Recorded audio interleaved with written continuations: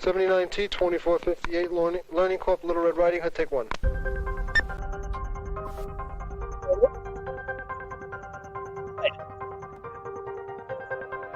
Science has been around for about 100 years. Women have been in the sciences for what, like 50 years now? And then something has fundamentally changed. COVID happened. Now that we know what's going on, we're going to find out the reasons. Rollo and I have been doing some deep dives. Would not believe what we found. Hey, Rollo, welcome. Hey. Is this dramatic enough? It's not as good as like it's like hard-hitting journalism. It kind of is. Our nice pink background. Like, I know I'm not big on selling myself when I shouldn't, but this really is some like hard-hitting. Like, here, I'll tell you what. You know what, guys? Let me turn off this stupid music. Wanna. Let's get back to like a normal conversation. So I'm going to start with the science article. Let me add it. If you guys don't know, the theme of this one is Can Women Science? It's a little bit provocative, but I think it was 2 weeks ago we talked about this, where we were pointing out that when feminism took over, and then right about then the replication crisis started. Yes. Yeah.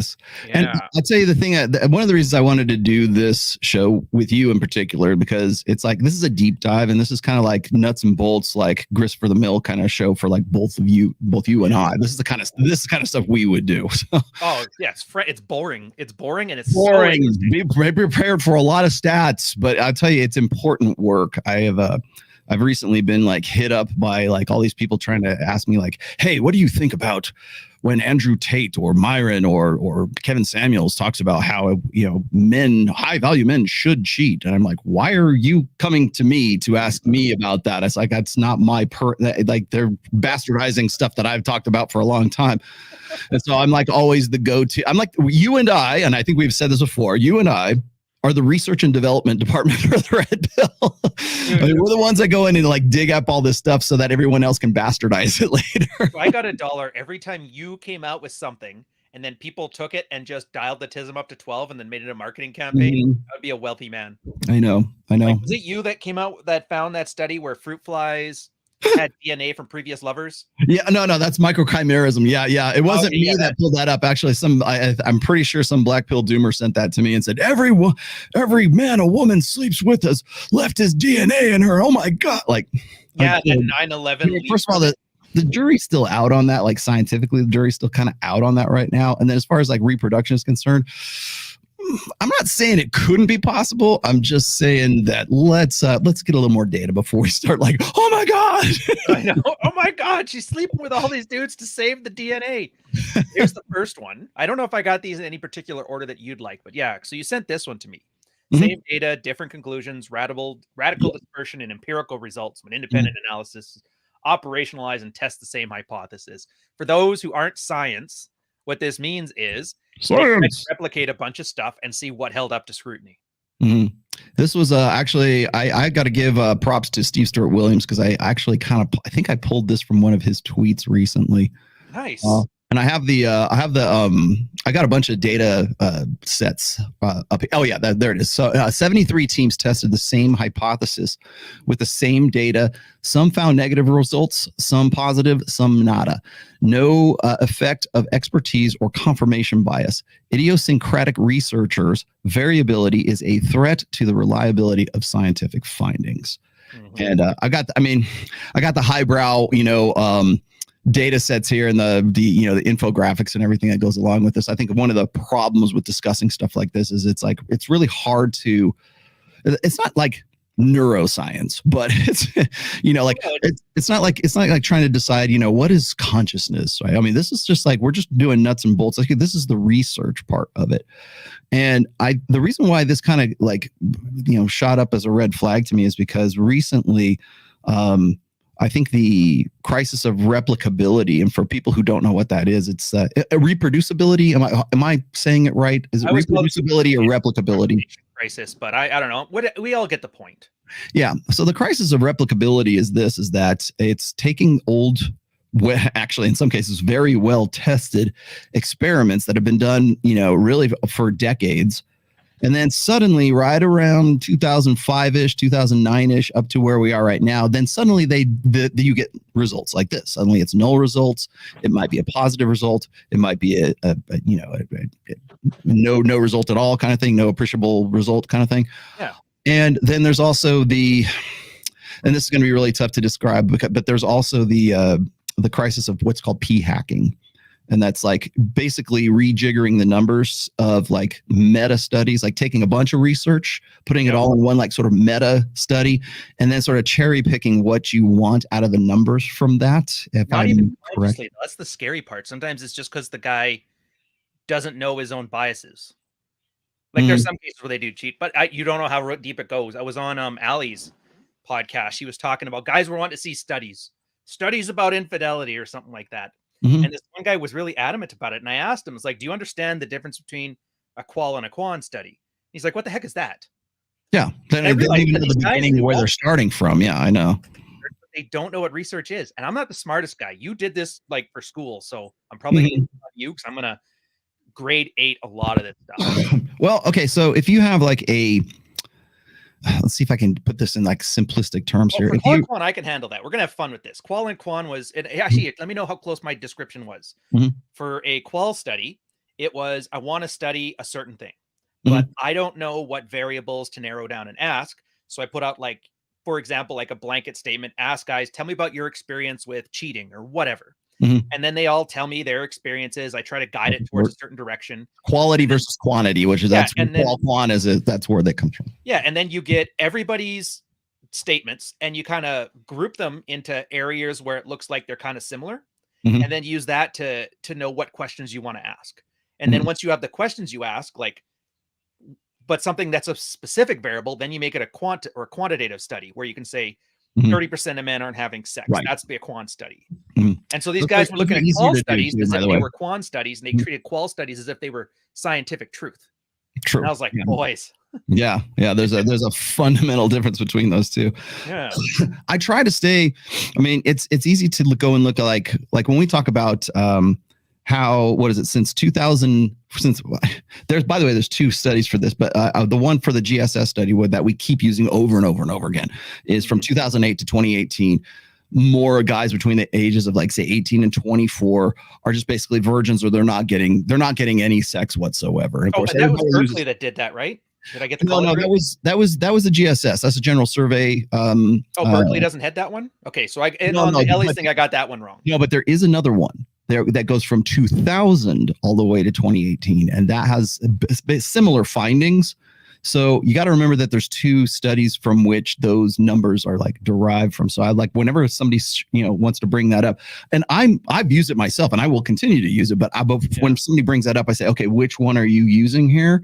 Because most people have just heard of it and they go, oh, don't you know that there's a study out there about blah, blah. No, there's no study out there. It's the GSS study, or it's the one let's be specific about here, because they're asking different questions, and also, quantitative studies and research versus qualitative studies and research. There's a very big difference between those two.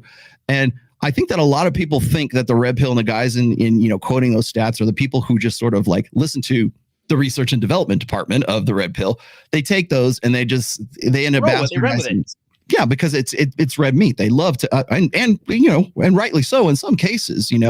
I can see how it would be very agitating, let's just say in some cases. So, but yeah, qualitative and quantitative, and that's a difference that really needs to be sort of put out there. The other thing is like when it comes to p hacking, I think what people need to know is like the standard deviation, like standard deviations, right? Oh, the 0.05 or whatever they call it. So a 1.0 is like 100% solidly confirmed. That's it, right? So anything that is p like 0. whatever, if you get up towards like 7 or 8, that's a pretty good correlation. And those are usually used for qualitative studies, right? Quantitative is easy. It's just percentages of like who does what kind of thing.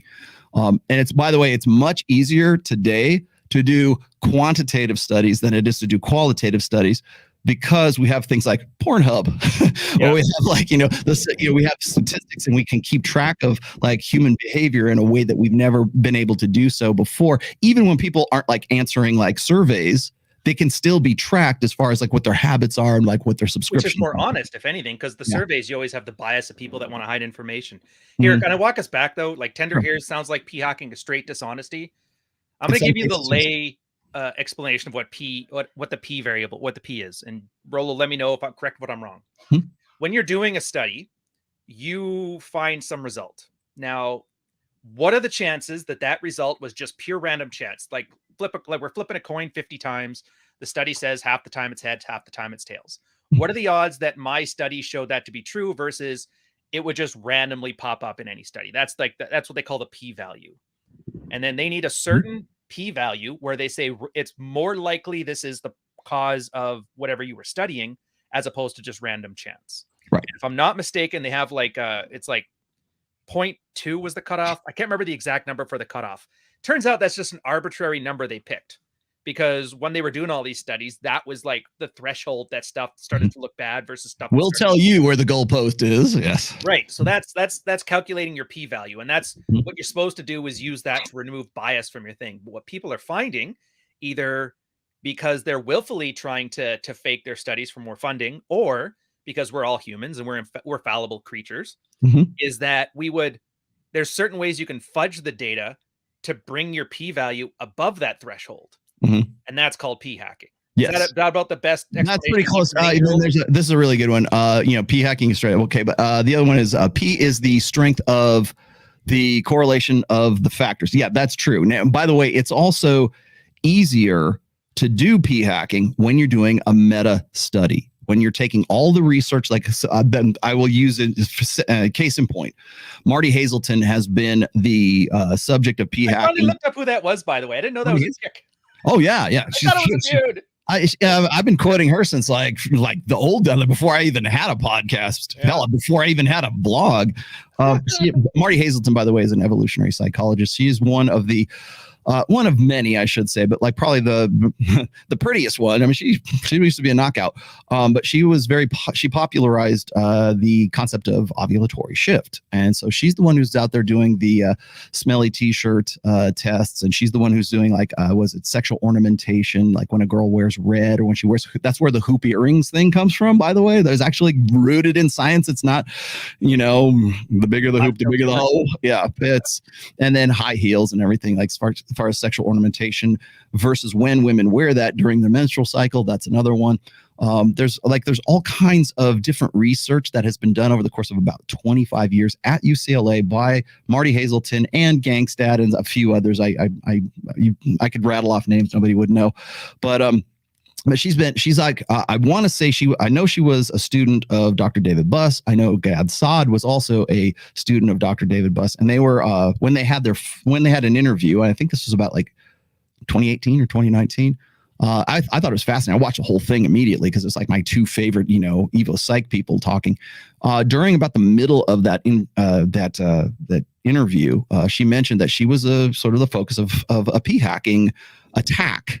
Right around like 2016, 2017. Yeah. And what it was it's a group of, in this case, all female, researchers who essentially took 25 years of her experiments and her research and then, conglomerated that into a meta study and then did p-hacking to find that, it's just unreliable. It's no better than like, pure chance. Now she explained how she actually helped them at the beginning because she thought it was like a real genuine want to sort of confirm this when in fact the women who were biased against this idea that women would have like ovulatory shift and want to fuck, alpha fucks and beta bucks is basically what it is.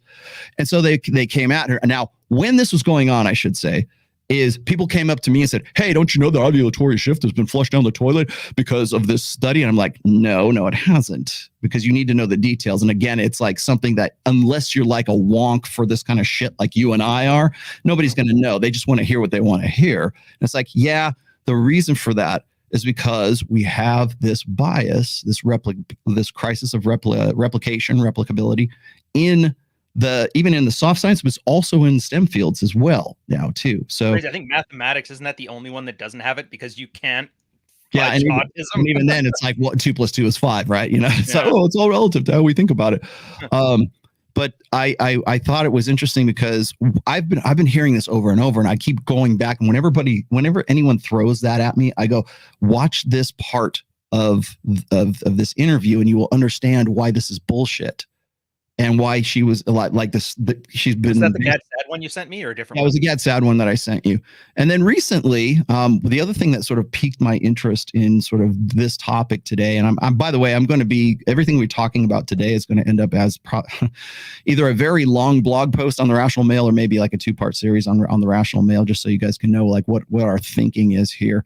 But what I saw recently, we just saw this thing in Quillette. By the way, I understand that Quillette is not like the best, resource to go to. However, Quillette does aggregate real live, real research. And so I saw this, this article just recently, like I think it was either September or October, about how women have come into things like psychology, have come into sociology, have come into anthropology, have come into basically, I mean, really all, because there's more women in college, and not just enrollment, but also in academia. There you go.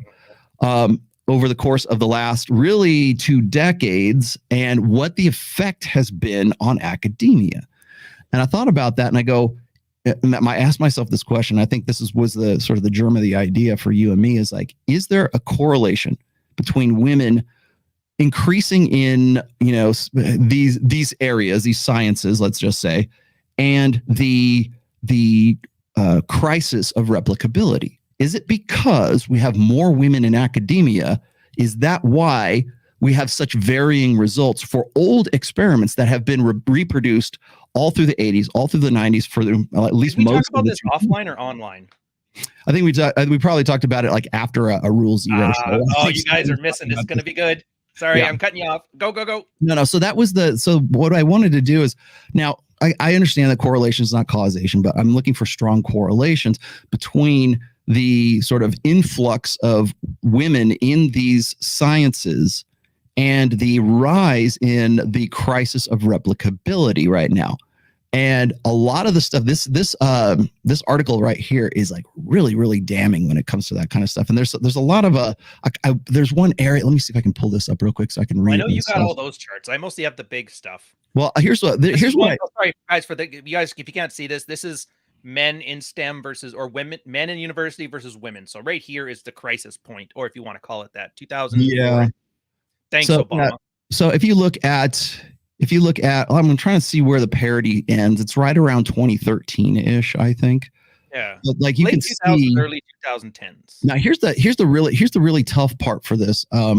So oddly enough, in 1970, which is another article I'm working on, women received less than 10% of doctoral degrees awarded in the United States. This percentage has steadily increased, reaching parity with men right around 2005. Which was right about the time that we started seeing this crisis of replicability. Mm-hmm. Today, the majority of new doctorates are earned by women. Similar patterns pertain elsewhere, including Australia and many European countries. So before people keep saying, oh, this is an American thing, no, this is a worldwide thing. Mm-hmm. That was the number one. People were very critical of this because they said, well, that's just in the U.S. No. This is across the board here. So let's just, we have to sort of clarify things before we move on. This is not just a Western European thing. It's industrialized nations, let's just say, whoever has high, universities and stuff. In 1987, less than a third of faculty at post-secondary institutions in the United States were women. Today, it's 50.7%. So 50.7. So it's just it's at parity and just a little bit over for women. Okay. In the coming years, by the way, I looked up this stat too. In the coming years and decades, this percentage is likely to grow. One way to predict future trends, albeit imperfectly, is to look at the percentage of men and women at different career stages. Older cohorts retire and are replaced by newer ones, or younger ones, I should say. Mm-hmm. As of 2020, men made up 63% of full professors, about 52% of associate professors, and 45% of assistant professors. Among scholars employed at universities and four-year colleges in 2019, in science and engineering disciplines, Faculty with 30 years of Adam. experience were about 25% female, and faculty with less than 10 years of experience were about 42% female. Across biological and life sciences, computer sciences, mathematical sciences, physical sciences, psychology, social sciences, and engineering, the percentage of female faculty with less than 10 years of experience is 1.6 to 4.8 times, almost 5 times higher than the percentage of female faculty with 30 years of experience or more. That's the most damning part of this whole thing. Yeah, so what that says if you guys don't know what he means everybody who's young is all women. The older people are all men. So while this looks like parity, it's not parity. It's essentially a transition. The age of man is over. The age of orc is here. Even like the women who have 30 or more years in the teaching in academia, even those women are like they're a fraction. Like, remember, it's like I said, it's 1.6, just about 2 to 5 times more faculty are women who have 10 or less years experience in academia itself. Now, does that correlate with a crisis of replicability in those sciences? That's one thing too that I'm trying to figure out with this, Rollo. So I was looking through all this stuff, and if I read that first study that I put up right, actually, you know what? I'm gonna back up. For you guys, the audience, I'm going to show you how somebody taught me to read a research paper. If you've never read one before and you want to learn how, it sucks, but it's something that's good to do. I'm pulling it back up for you. And Rollo, again, when I get it wrong, correct me. Shoot. Yeah, go ahead. Most people just read the abstract and then they start spouting their mouth on Twitter. And the conclusion. Yeah. Well, they don't get to the conclusion. So the way I was told to do it is first, you start with the conclusion. See what they concluded. In this case, it's like 4. I'm not going to scroll to it. Then go to the abstract, because the abstract tells you what they want to do. The conclusion's telling you what they found.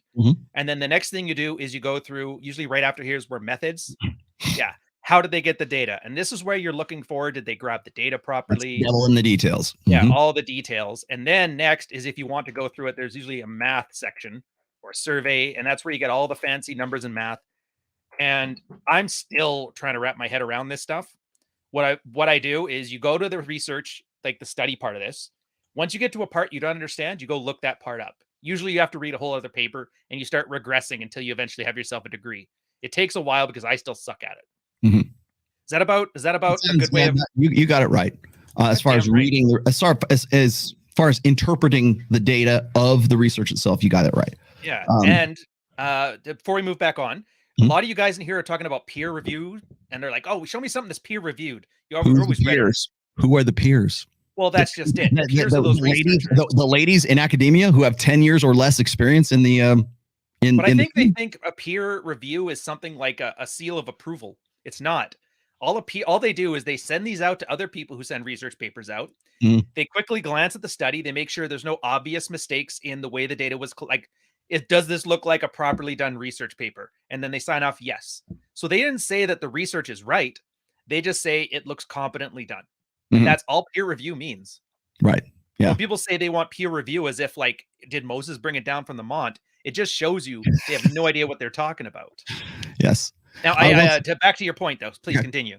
No, I was just going to say, so as far as like reading a paper now, we already discussed like what's a quantitative study versus a qualitative study. Right. The criteria and the research methods for both of those are going to be really different depending on like what they were actually going for or looking for. Sometimes if you can combine the two of them in a meta study, that's good, right?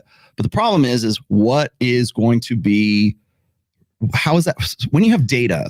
It's one thing to do the research and collect the data. It's another thing to interpret that data. As you were saying, most people, like if I send out something, I will read the whole thing to see what the methods were, to see if they actually, because I'm the one who that's just where I've been doing for a long time. Like when I was in college, that's what I had to do. I had to look at research metadata, right?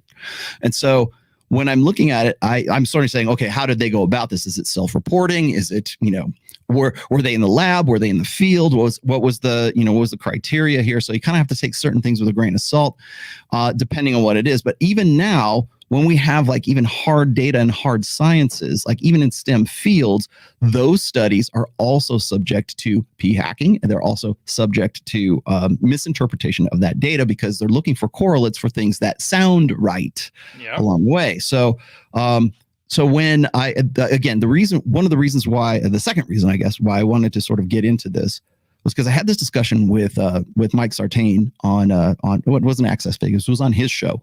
And we're discussing Dr. David Buss, and we're discussing his, about a year ago, he wrote this book, Men Behaving Badly.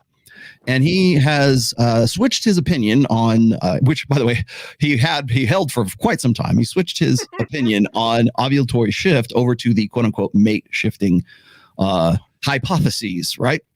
And I'm like, okay, why would you be such a staunch advocate for ovulatory shift for as long as you have been, and then suddenly within the last, like, say, 2 years or so, switch over to this mate switching idea, which, by the way, I've been very critical of from the very beginning. But I wanted to know what was sort of the impetus behind that.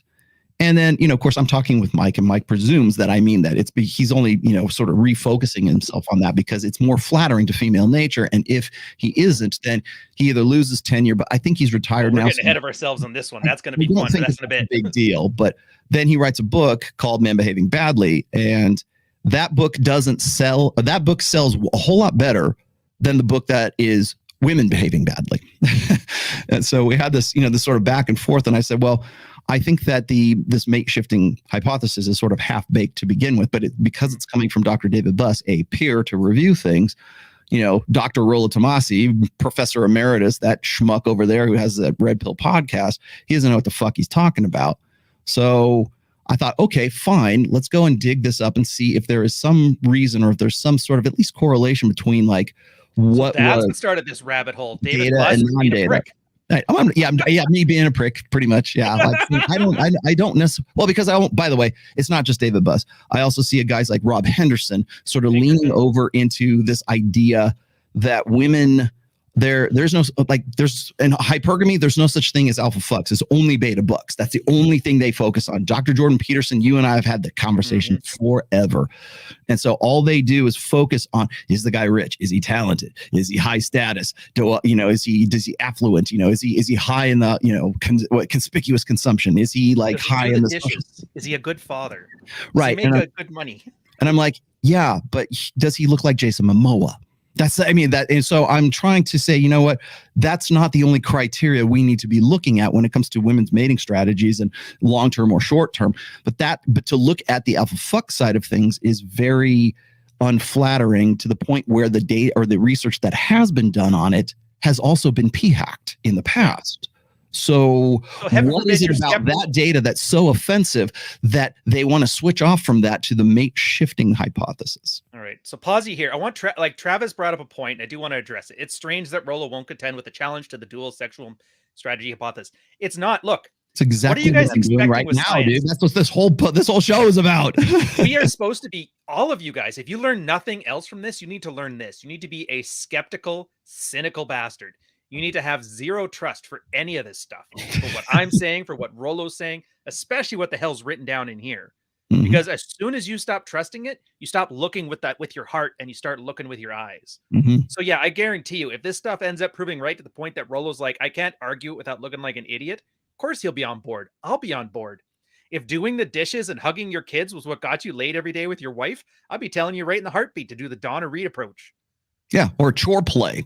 Yeah, exactly. Yeah, do the dishes more, change the baby's diapers more, and you'll get your dick sucked. Like if that was effective, if we experimented and said, "Yep, looks like that guys who do dishes they get more sex." If that was the data, I would be all over it.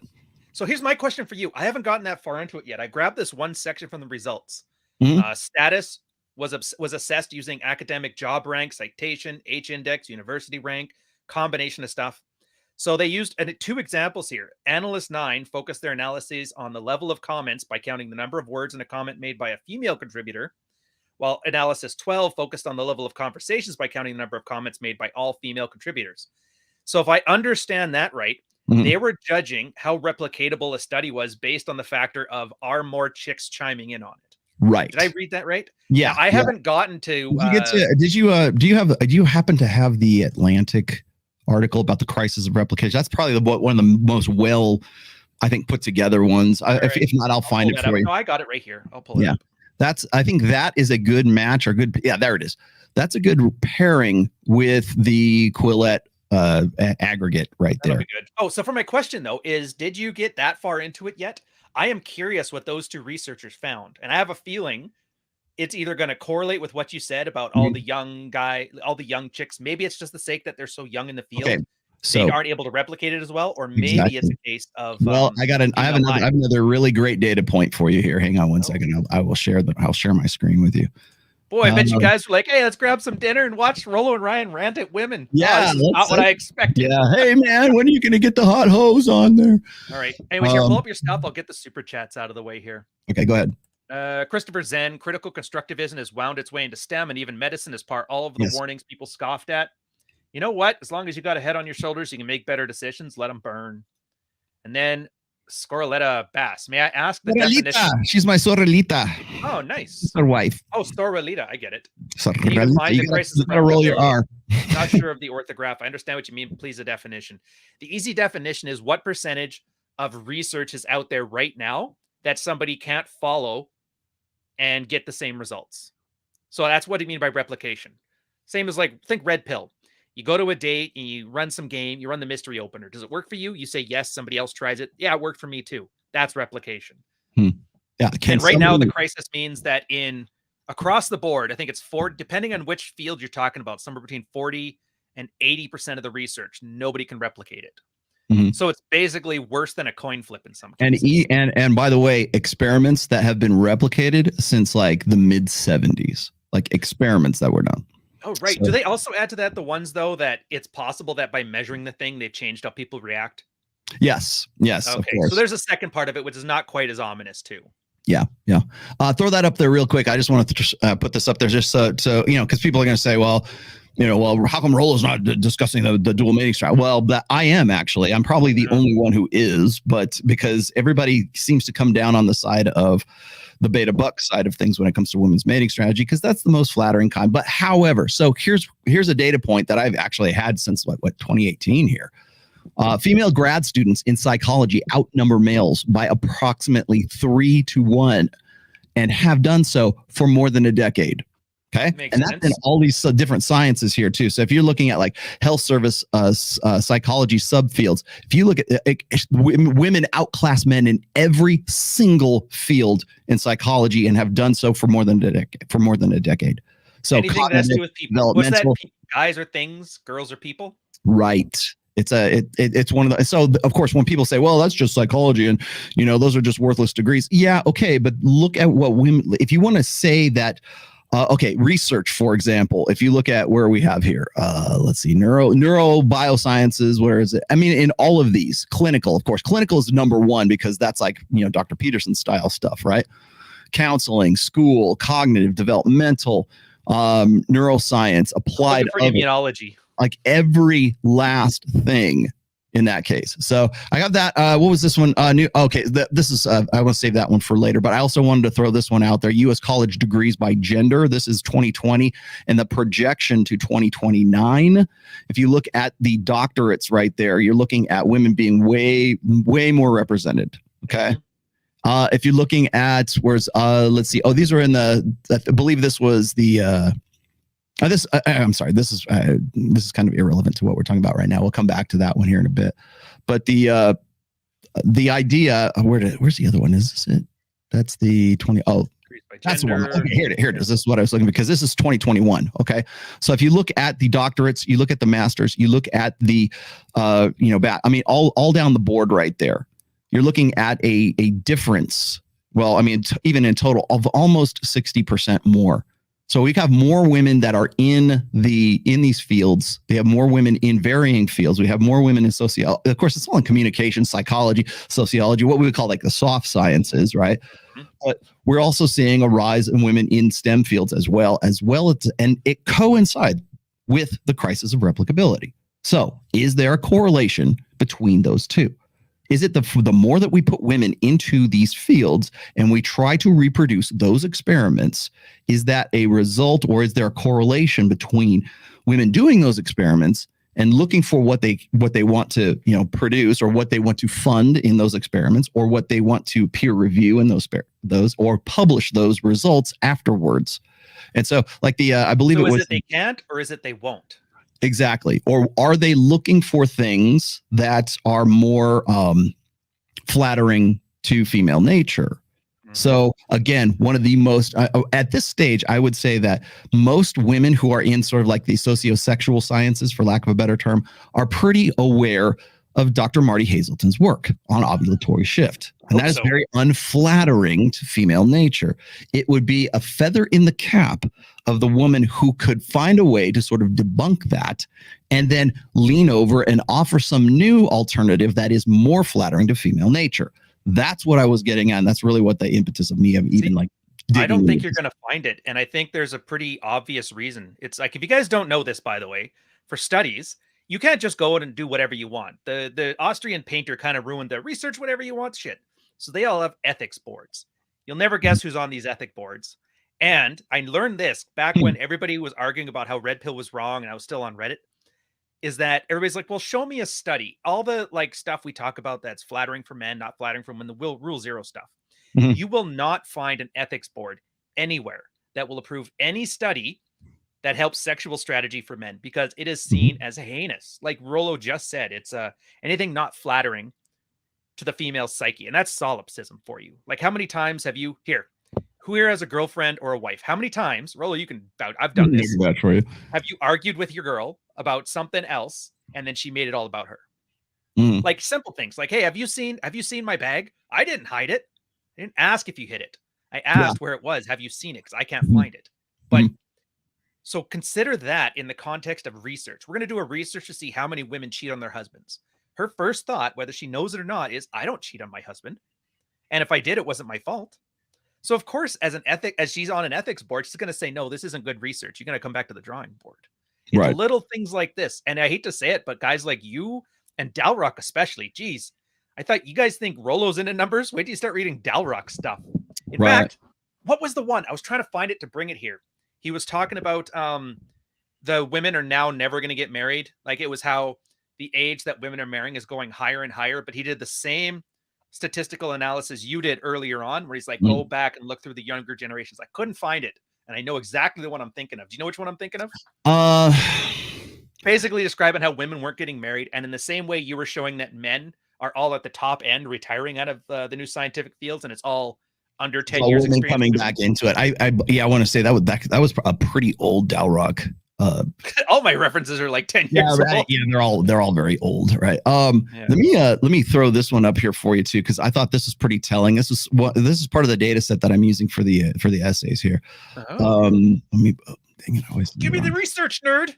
Yeah. Hey man, show me the data, cite your sources. Okay. Always. I'm ready to Johnny on the spot here.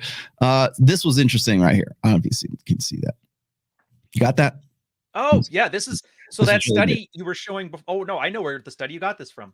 Yeah, well, it's part of that same thread, that same Twitter thread where I pulled the. I'm going to quickly go to mine and then go back to yours. Yeah. Anyway, so same data, different conclusions. 29 research teams were given the same set of soccer data and asked to determine if the referees are more likely to give red cards to dark-skinned players. That's a penalty for you Americans. Each team used a different statistical method and each found a different relationship between skin color and the red cards. So you can see here, referees are 3 times as likely to give red cards to dark-skinned players. Then right here, by the way, in the center of this is the statistically significant result showing referees are more likely to give red cards to dark-skinned players, as you can see right here. Okay. We should have invited Steve Saylor onto this discussion. I know. So out of 29 independent teams, there's 1, 2, 3, 4, 5, 6, 7. We're below the statistical significance when they were doing their studies. 7 out of 29. Okay, 95% confidence too, by the way. And then this is one research team here. Okay, so they're twice as likely, 3 times as likely, and this was using the same criteria, using the same data sets, using the same set of soccer data And that right there, to me, I mean, okay, again, this is not necessarily meant to find anything new about, like, say, intersectional dynamics. But when we're looking at who's doing the research and we look at the same studies and the same experiments across the board, though, that's the variability of it right now. And that was 10 years ago. This is one that just came out, I want to say like 10 years after. I can't remember the exact year, 2015 or whatever. Probably says on it. And they're finding it's like, it's holding up. The one thing about the crisis of replicability that's holding up is the studies about the crisis of replicability. Replicability, yeah, that's the one thing that is dependent. Yeah, that they can reproduce is the crisis of replicability. So we know we're dumb. We don't know how dumb. Yes, there is actually a problem here. Yeah. I got some other data. I got Rob Henderson just came up with this. I don't know where he pulled this from. It's probably from what book is this? Is how switched on is he? Because half the time of Boys and Men, he's like, I don't know, like me, but every now and then he'll say some smart things. But I love him, and I'm like, I also like again, he's turning into one of these guys. Like I have, by the way, before I even like get too much more deep in the weeds here, I have the deepest respect for a guy like Dr. David Buss. He's been the benchmark for evolutionary psychology ever since he started getting into it. Right. Rob Henderson, I love him to death. I think he's great. Jeff Miller, yes, I actually think he's a consummate statistician and he knows his shit. I absolutely 100% agree with his take on like art and music and the Peacock's Tail and all that other stuff. I know he's a consummate professional.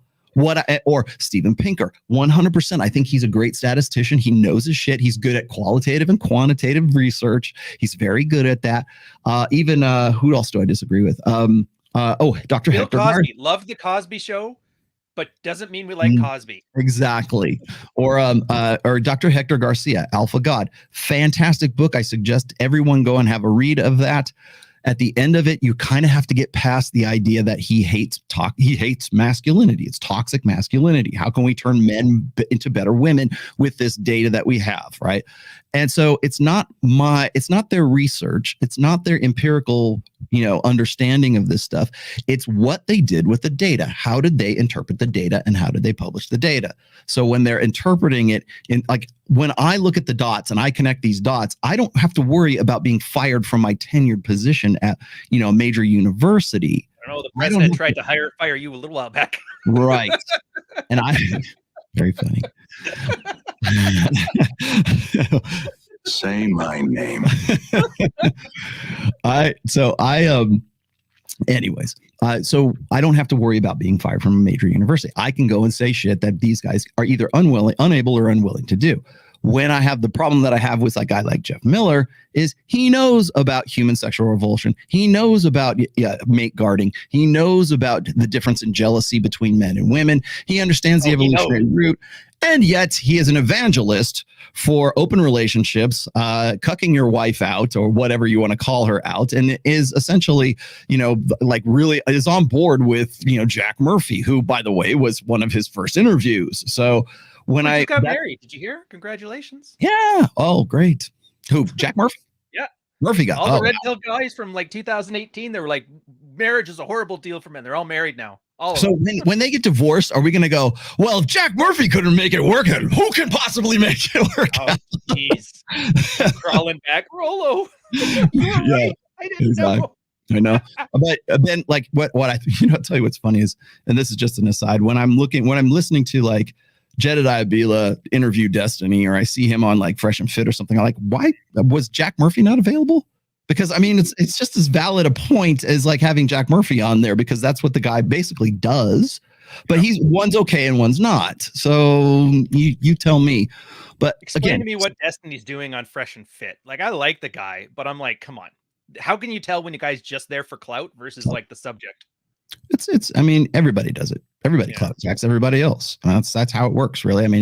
We're supposed to be doing an interview of Dan Bilzerian on Access Vegas this Friday. I don't think that's going to happen. Now we're probably gonna have to reschedule. I'm not really 100% sure.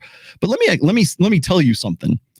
Dan Bilzerian does not need Rollo Tomasi or Mike or Myron and Fresh and stuff like that. The dude has 33.7 million followers. We need him more than he needs us. So there is a definite, as far as if clout is the coin of the realm, then he's the king, and we're just kind of minor vassal states, Yeah.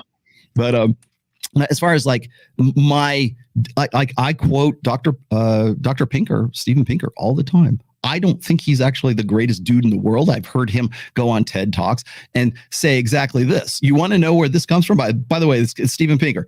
Men are more interested in things and women are more interested in people. That wasn't a Rollo Tomassi. That was Dr. Steven Pinker, quoted by Rollo Tomassi in my books. Right? Well, it's that femme-centric society stuff you keep talking about. The idea that we have to instantly either agree with somebody's character and put them on a status pedestal, or we have to disavow everything. Like, that's how girls think. What did you say? Character assassination. That's their attack. Meanwhile, guys, it's like disagreement. And I was curious your thoughts on this too, because like science is an adversarial process. Do you remember how many stories you'd hear back in the day about how some guys were almost coming to blows over some minute detail of some random study somewhere? And then afterwards they'd go have a beer, but like science and research ended up being better for it. Yes. As a result of the I was going to say as a result of the conflict itself. Right. But that's the problem, is that now women are in there. Women tend to be more collaborative as a gender, you know, hunters, gatherers, berry picking, hunting, whatever. So now we get the case that women don't take conflict well. In fact, conflict is like a way to lose your tenure. Well, he was mean. He harassed me. Oh, I got some. I'll read you some data here. And actually, you know what? Let me just do that right now. I've got something to share with you. But before, don't get me wrong. I think it's great women are science, but just realize we're losing something. Okay, so this by the way, this more to your point. This was actually in the Quillette stuff.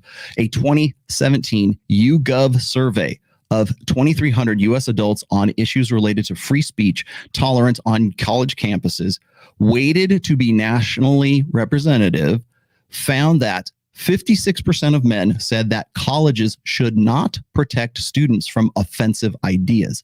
64% of women said that they should. So there's a qualitative difference between those two right there. When presented with a variety, and remember, these are statistical studies. This isn't quality. Okay, this isn't a quality. They're not saying, well, how do you feel about such and such? These are numbers. Okay, this is yes and no answers. When presented with a variety of controversial claims made by speakers, such as men are better at math, all white people are racist, police are justified at stopping African Americans at higher rates, et cetera, a majority of men supported 9 of the 11 speakers' right to speak on campus, like freedom of speech, right? And a majority of women opposed all 11 speakers' right to do so. 51% of men said college should not disinvite speakers if students threaten violent protest. 67% of women said that they should. 58% of men opposed a confidential reporting system at colleges which students could use to report offensive comments. 54% of women supported it. 63% of men thought controversial news stories in student papers should not need administrator approval before publication. 51% of women thought that they should. 65% of men believe that supporting the right to make an argument is not the same as endorsing it. 51% of women disagreed with that. Yeah, you see what scares me on this, though? It's not, you can look at this and go, okay, so women are 15% more. But like you said before, go look back through the cohorts. I guarantee you, if you get an older, like college men that were in college in the 70s, ask them these same questions, this gap is way higher, much more skewed the other way. Absolutely. We really have a case of men being raised as if they were defective women. Yeah. So the whole Overton window is shifting and it's growing. So I don't know what to make of that. Fewer men in academia, fewer men enrolling in college, fewer men graduating from college, which, by the way, is a common theme in the red pill. Like, don't go to college. Don't bother with it. Go to trade school. Go to the military. Don't get a worthless degree. Even Aaron Clarey talks about this all the time. He wrote a book about it. Right? There's better things you can do with your time. Why bother? Let the ladies have it. The problem with that is that our scientific process and everything that's in the most important aspects of academia, which is not necessarily job training, it's actual research and understanding shit, because that's where the ideas get hashed out.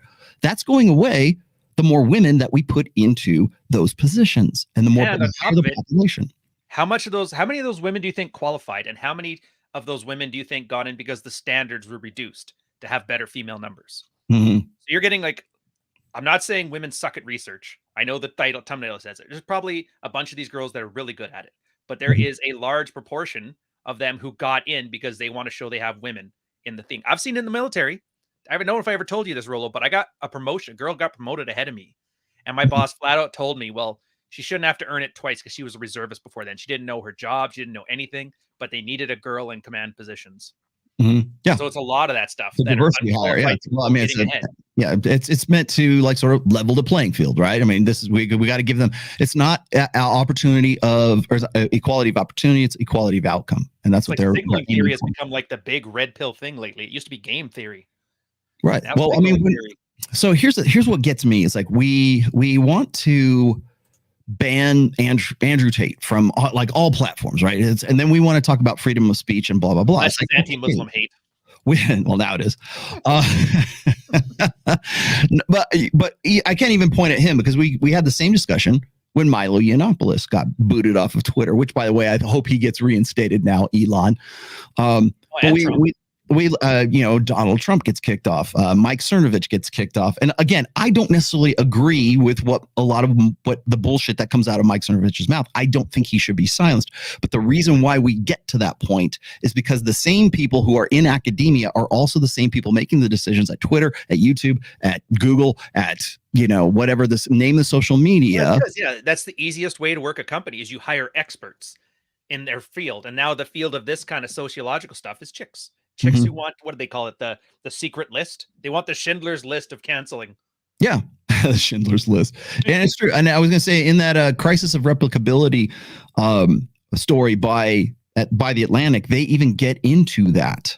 They talk about that. It's not even so much like even when there is a positive result that is the rare one that is positive, that is unflattering to either a social narrative, the woke narrative, certainly the gynocentric narrative, it goes down the memory hole. They'll publish it, but you'll never remember it. It's like, it's not something that anybody cites, because you also have to remember that when we decide that, okay, we've disproven this because we've tried to reproduce the experiment and it's not reproducing. And then what happens is people go, and academia then cites that faulty experiment as if it were like canon, as if it were something that should be cited for other experiments to base their findings on. Well, we found out that this is all bullshit. So now we're going to use this bullshit information for another bullshit study, and therefore that's going to be the source that we're going to cite. And then the cycle of bullshit keeps churning. I was going to say, do you remember? It happens every 5 years, but that guy who took all of this cited work and he put it into his research paper for stuff that had nothing to do with it. Yeah. Not only did somebody not check his sources, but when he went back to the research to see what they cited, they didn't even read their own sources. Like they didn't even read the abstract. They just caught in general where to put it. Yeah. And by the way, I don't know if people really know this, but there's a lot of money circulating around like research studies, and mostly qualitative, of course, but research studies. You have to remember that it's really difficult to get funding for an experiment, to even replicate an old experiment. If it's something that if the findings are positive, that it's unflattering to a particular narrative, you're not going to get the money to even do the experiment in the first place. Nope. And that's even if the ethics group can get past it. But here's what's funny too, Rolo. Do you notice this is exactly like everybody's like, oh, this is real science, not like you goof. This is exactly like I see us on Twitter. How many people do we know that are just like bullshit, nobody, how to seduce a man accounts or whatever, that have 1,000 followers, follow 1,000 people, and they have upvote networks where they just retweet each other's same bullshit. There's how many accounts are there that are bigger than you or me on Twitter, basically recycling our points as the research place and making it sound absolutely horrible. I've got a quote from Steve Stewart Williams here. This is actually from this year, January 12th, 2022. Male students preferred protecting free speech over an inclusive and diverse society by a decisive 61-39. Female students took the opposite position, favoring an inclusive, diverse society over free speech by 64-35. That coincides with what the Quillette what they're quoting here in the 2021. This might even be it. Was it a survey of 3,772 academics and PhD students at universities in the United States, Britain, and Canada? conducted the center by the Center of Study for Partisanship and Ideology, found that 66 to 76% of men supported intellectually foundational texts above diversity quotas on reading lists. 44 to 66% of women support diversity quotas above foundational texts. So that tells you that the ideology and the narrative is more important than the empirical data, than understanding those foundational texts. Do you know why we're awesome, Rollo? What's that? Do you know why we're awesome? Why are we us? Because we're the research and development. Because no one else is doing this. We are 10 years ahead of the research. I'm pulling this up. I want you guys to see that date. August 30, 2012. This is the Red Pill Room. Ian Ironwood. I reference him a lot. He references Rollo. He actually wrote about you in the one. Remember when Jack Murphy was like, I should write a history book of the manosphere? Well, this guy wrote one like 10 years before that. And I'm like, Jack, pay attention to what you're doing. When you describe male and female organization, they describe guys. You have an initial fitness testing to see if the guy is able to join it. You're there for a specific thing. And then if you're more competent, you rise higher up the hierarchy. I know you guys have heard Rollo talking about this. His article, Don't Take Your Woman Fishing, I think is what kind of started it. Never take a woman fishing. Yeah. She has to want to come. And then about how like standing up for yourself and not letting yourself get bullied. You may lose the fight, but you're not going to lose respect in your peer group, right? And this is what kind of got me. As soon as you started mentioning this replication stuff, I looked at this. And after it gets through all the way that guys organize, that guys sort out hierarchy, that guys handle conflict, add just one woman into the mix, and the entire dynamic changes. And this is where he kind of describes, like, first there's the guys that'll simp. A girl will basically be about getting status in the organization at the expense of what the organization is meant to get. And if there's a second woman, they make a pivot. So they both fight over who gets the most boy attention. Yep. But if you go against either one of them, they combine up to go against you. And that's how they turn male-centric things, case in point, research, into female-centric things, which is just status and clout chasing. Because the way women organize, which he gets to but further down here, is that women have all-inclusive, big tent stuff. Women love to get as many people in the group as possible. They're all about inclusiveness. But as soon as you're in, it's cutthroat, it's backstabbing, like all this cancel culture and gossip you're seeing in academia.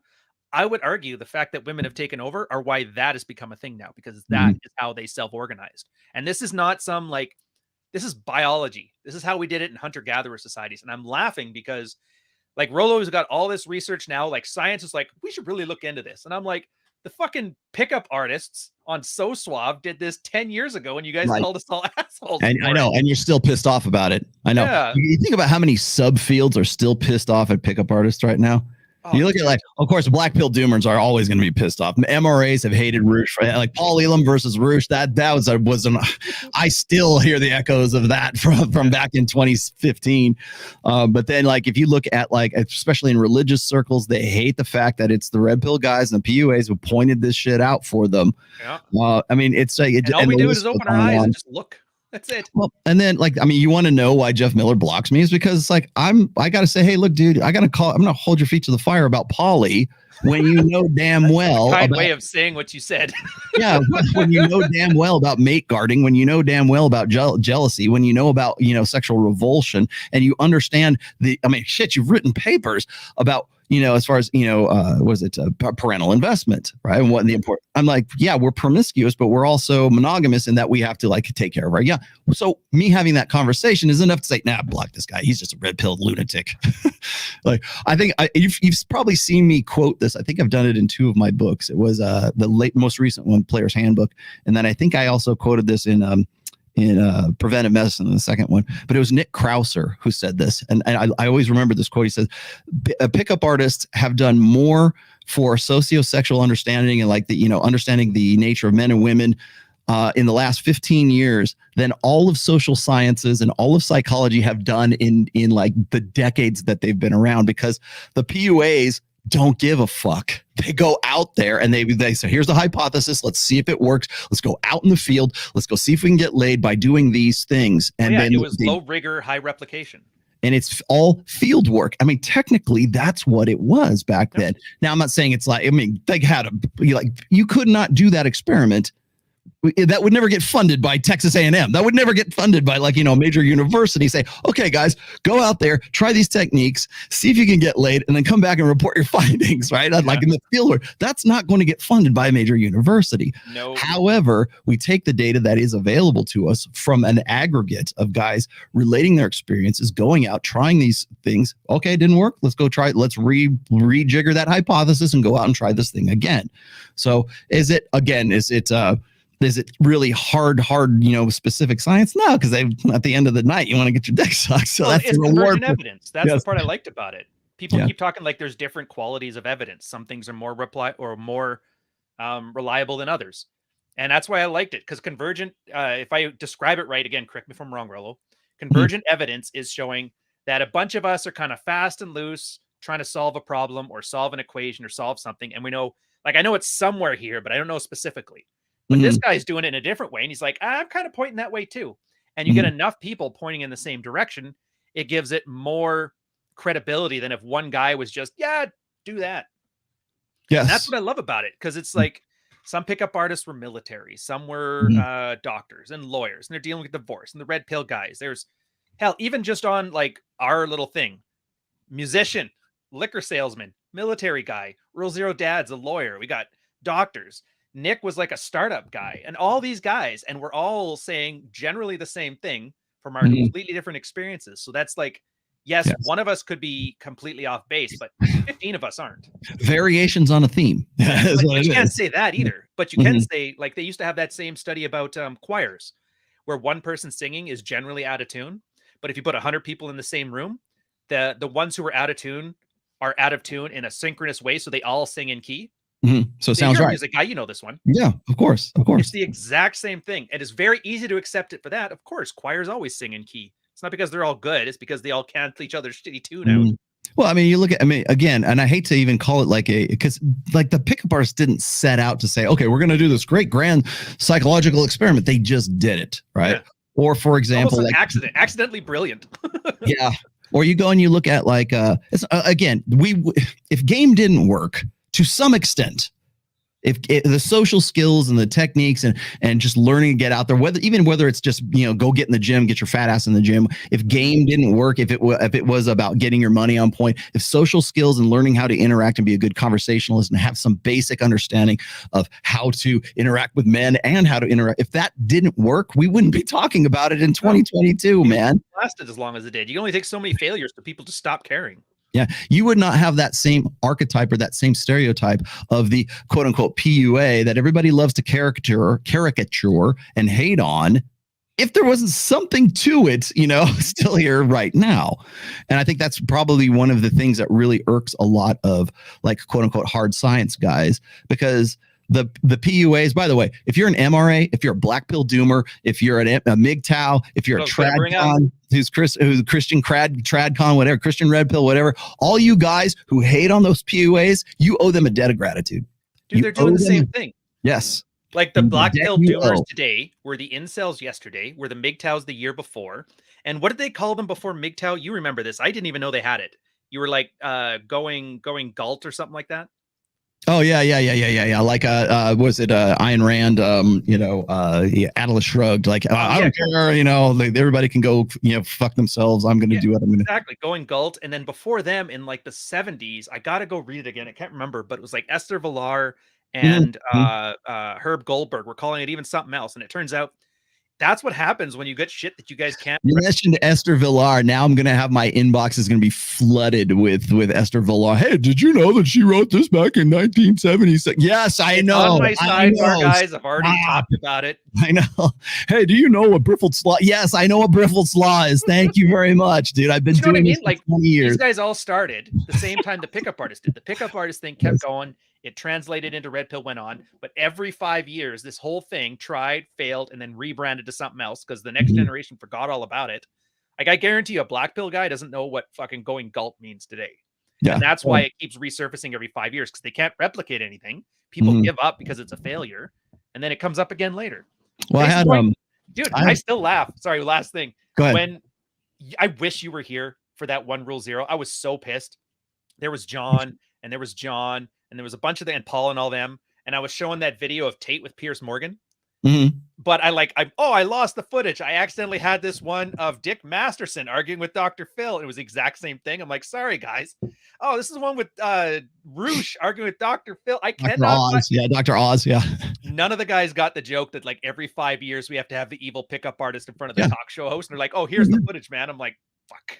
Oh man, Joke just you probably didn't catch this. I'll send you the tape or the video if you want. Please. But so at the end of my show on last Sunday, I was once again, I couldn't let this go. I'm sorry, I'll let it go now. I promise you, I'll let this go for the next Sunday show. But like Hafiz had come out with like some sort of like apologetics video about like how Red Pill guys, I was sort of, squeaky and unhinged and everything. But like, I'm right and you're wrong. And sort of he ends the video like, okay, I will tell you this, in 10 years, we'll see who has the, whose ideology is correct. We'll see whose lives have been improved. 10 years from now, I'll still be here. 10 years from now, I'll be blah. It's the 10-year I should have sent him the Stedman video from 5 years back that said the same shit. I'll do you one better. What I did was I took that clip where he was like saying, in 10 years, I'll be here and we'll have this discussion and we'll see if the Red Pill guys are still here in 10 years. You know what I did? I went back and I found, because I still have it. I saved it. Thank God I saved this. Remember when Roosh was having the Red Pill schism in 2015? The neo-masculinity. And he wanted to do neo-masculinity, and he was parting ways with the Red Pill, and he said exactly, almost verbatim, what Hafiz was saying. And so I clipped the part where he's like, in 10 years, I'll be here. The Red Pill is my seed, and all of you are issuances from my, my holy seed, and I'm the steady hand of the Red Pill, and blah, blah, blah. And now we're going to move on to neo-masculinity, which was a fart in the wind. Well, it was Red Pill minus the gays, really. Yeah, essentially. And so, and minus the gays and minus the evolutionary psychology. Oh, yeah. And insert like whatever religion he was in that time. So there was Upstream Twinner. Now there's Pool Table Boy. Was he at least not wearing that same stupid jacket when he was ranting? Yeah, well, at least he didn't have the big giant beard at that time, so he wasn't Ted Kaczynski-ized yet. So I took that clip and I put Roosh 2015, and then I set that the next video after was the clip of Hafiz 2022. And I'm like, exactly the same thing. It's the 10-year bet. In 10 years, I'll still be. I'm like, dude, that's brilliant. By the way, I don't need 10 years. Roosh flamed out by like 2019. So I was like, something like 4 years, I think will probably be good. But like, who has been around this entire time for like, who has never changed? I've never pivoted to any goddamn thing in my life. And It's like, here I am. So at the end of it, I was being facetious. I'm like challenge accepted. I'll take that 10-year bet. I will take your bet, Hafiz. No problem. I outlasted Roosh. I will outlast you. Trust me on that one. Dude, two things I wish I had saved. I wish I had saved a timeline of the Upstream Twitter stuff that was just like this. And I wish I had saved that video with Dr. Taylor Burroughs when she was crying in her car because she couldn't find a man. God. I do it. Why didn't I not save that? But here's the funny thing. You and I are the only people who get that joke. Hey, if you can, mod Torsha, she's in the thing. But you and I will be the only ones who would get that. I'm also probably the only one who still remembers that Red Pill schism video from Roos, because I had to go and I was actually trying to find it. I can't find it anywhere because he ended up deleting it off of his YouTube channel, which by the way got just entirely deleted. And when I went to look for it, I'm like, oh, I think I have it on my archive. So I found it in the archives, and I realized it was 2015. And that was back when he was going through all the bullshit with like Dr. Oz, and I got ambushed. And the battle for Montreal when he did his worldwide tour or something. And I'm like, this is just coming back full circle. But the people who are like watching Hafiz, the people who are like familiar with what's going on right now, they have no earthly clue that all of this goes in cycles. And I've been around it. I'm freaking Elrond, man. I was there 3,000 years ago, and this is where we're at right now. What is it? Here we go. I was there 3,000 years ago. So it's very difficult to like when you're talking about like Taylor Burroughs. Does anybody in this chat room right now even know who Dr. Babe Love? Does anybody know who Dr. Babe Love was? No, you don't. He's gone. Fart in the wind. That's right. She changed the name. Dr. Babe Love is probably in Scottsdale somewhere, I think. Dude, it was brilliant because she was exactly like, I'm not like the other girls. And then she describes her life as exactly one of the girls. She Mhm. was an Olympic athlete for the Cayman Islands. She was the hottest girl ever. And all the boys wanted her, but she was holding out because she wanted to wait. And then by the time she was ready to settle down, she was 43 and nobody wanted her anymore. And then she became a dating coach to help everybody else get past it. Mhm. And then she was crying in her car. It's like, all these years I had a good man, but I let him go. And I was like, just put Rollo's fucking chart right in front while you're saying this, because you know that's what the retweets are going to be. I know. Hey, throw that up there. Throw that that screenshot I got there for you. The divorce rate and oral contraceptive use. Now, this has this is completely immaterial, by the way, to anything we're talking about today. However, except for one thing. It was a little bit back. I was looking at the chat here. I was looking at the chat and they're saying, hey guys, don't you understand that like correlation is not causation? Yeah, dude, we've been doing this a very long time. I understand that principle. Correlation is not causation. Now, that doesn't mean we should not we should like completely dismiss correlation. Case in point, okay? Divorce rate and oral contraceptive use. That is not necessarily causation, but that's one fucking hell of a correlation right there with the rise in divorces versus the rise in oral contraceptive use. So when you're going to come at us and say, well, those are sweeping generalizations. No, dude, this, by the way, is not a qualitative study. That's a quantitative study right there. That's hard data. So when we're talking about like, yes, we know correlation, the difference between correlation and causation. So, but again, that doesn't necessarily mean that we're trying to like find the smoking gun, although we rarely do. Sometimes you do, but you rarely find the actual causation of things. But when you're looking at correlation, when you look at the rise in the crisis of replicability, when you look at the rise in the influx of women into academia and even just enrollment and graduation, you've got to take those data points into consideration. And then how are we going to interpret those data points, for example? So I want to also throw this one out here too. Again, in that 2021 study that we're talking about from the Quillette thing here. Okay, here, pull it up. I'm going to get caught up on super chats. Okay, I'll just read it to you right quick. Female academics report a greater willingness than their male counterparts to support dismissal campaigns against a colleague who has conducted research that reached a controversial conclusion. That right there was the showstopper for me when I was thinking about like, why is it a guy like David Buss, who has this very illustrious, very well-seasoned career over the course of like really 40 years now, I think. The guy's been doing this work for a while, and yet he has the data. He knows evolutionary psychology inside and out, and not just with sociosexual idea, but also like economics as well. There's other, by the way, you can use Evo Psych for a lot more things than just like, how to get your dick wet. So when I look at that and I say, okay, when there's more women in academia, when there's more women who are influencing policy on college campuses, it seems to me that it would behoove guys to sort of like lean in a different direction when women are coming into that male space. Go ahead. Sorry. Go ahead. Well, Dev, he wants to thank you for the email about the music lessons. He's embarrassed to go into smoke cracker for music advice. Please do. Thank you. Thank you very much, Jimmy Jones. Man, you can learn from anybody, right? A black belt can learn from a white belt at any time. You just have to know what you're looking for. Well, what do you want to learn? As far as anybody in the pill, I think you're the guy who knows music, so it's fine. Jimmy Jones, people will do what makes money even if it's untrue. That's not the scary part, dude. The scary part is they convince themselves it's the right thing. That's the part that's scary, that need for self-delusion, which, if I'm not mistaken, is an evolved feminine trait. Soralita. Roll your R's. Thank you, madam. $10 super chat. Cappy for Expo. Don't suggest men going to university for psychology. Based on what I'm learning, we do need more red pill men to be there. What do we do? Do what's best for you. Just because you got some assholes on the internet telling you to do this, that, and the other thing doesn't mean you have to do it. If it makes sense for you to take, if you can get, honestly, how many companies pay for people's university now? I know in the military, I got mine paid for.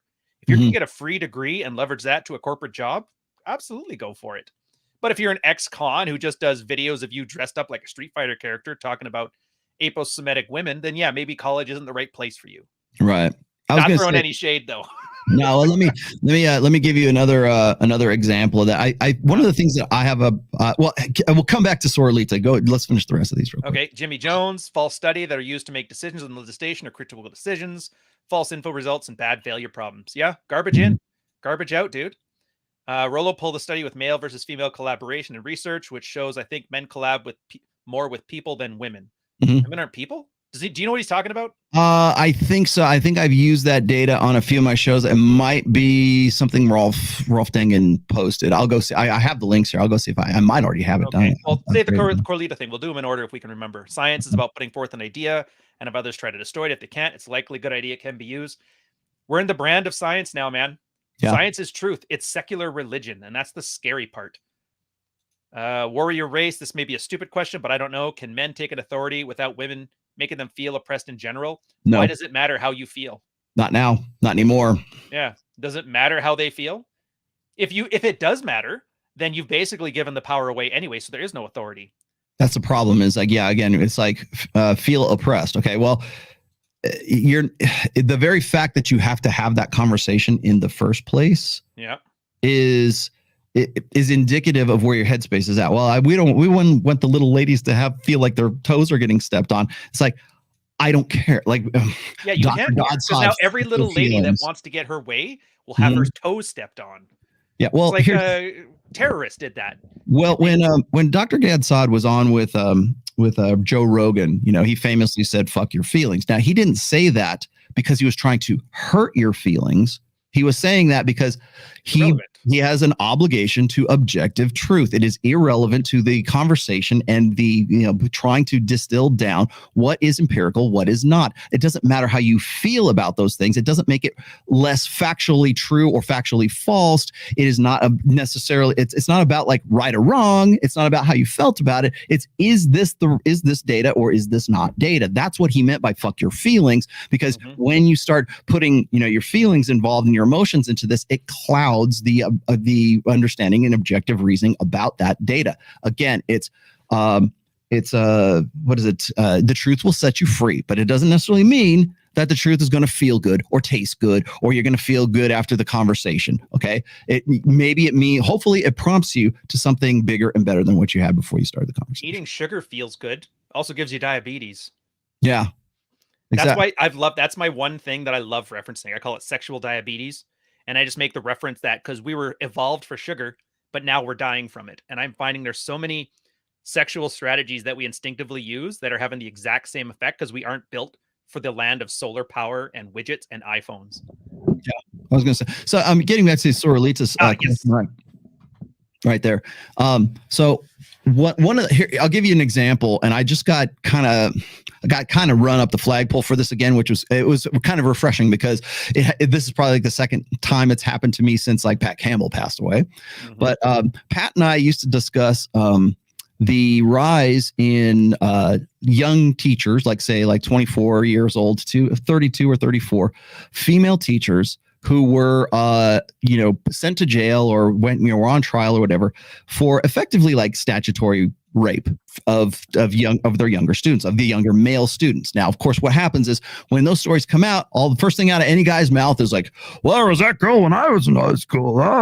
We didn't have teachers like that. And so, but it's so common right now that like we're seeing that. Now, granted, it's not to say that there aren't male teachers who are doing the same thing, but we're seeing such a rise in it, and we don't expect it because we think that, well, they're gonna, women are just they're not interested in anything like that. It's only men and their uncontrollable sex urges. No, it's like women too. And so, as far back as I think 2018 or 2019, I've had these discussions on Pat Campbell's terrestrial radio show where we're like, why do you think that this is such a so endemic now? Like I could say this: the culture of female statutory rapists in high school and middle school right now. I could actually make a case for that because it happens so often. Now, the thing is people ask me, well, Rollo, why do you think that is? Is it because of the red pill? Do you think what's the red pill take on this? And I go, it's simple math. There are more teachers in teaching positions right now than there ever have before. And I've put those stats up there as well. The reason, like we're talking about, like, how do you change things? How do you get guys into academia to sort of change the course here? What's the solution to this? Assuming that, it's women who are in these positions that are sort of directing the course of where our university conversations go, or who's going to get deleted, who's going to get canceled, what speakers can come on campus. Should a teacher lose his tenure for broadcasting, men and women are different? And the same thing rolls back to there's more women in college. There's more women in high school or teaching high school. There's more women in middle school. There's more female teachers than there are male teachers. Of course there are, because just by sheer volume, there's going to be more incidences of that. And that's really, I mean, we can get into the psychological reasons why it's that particular demographic. But the thing is like, we're still not punishing those women to the same severity that we would had it been a male teacher just texting an inappropriate message to a girl. If a female teacher literally has sex with a 13 or 14-year-old boy, we don't hold her to the same accountability or the same punishment that we would if it were a guy. Nope, that's male protective. That's how feminism, everybody gets mad at me when I say this. Feminism is not an ideology, it's a tactic.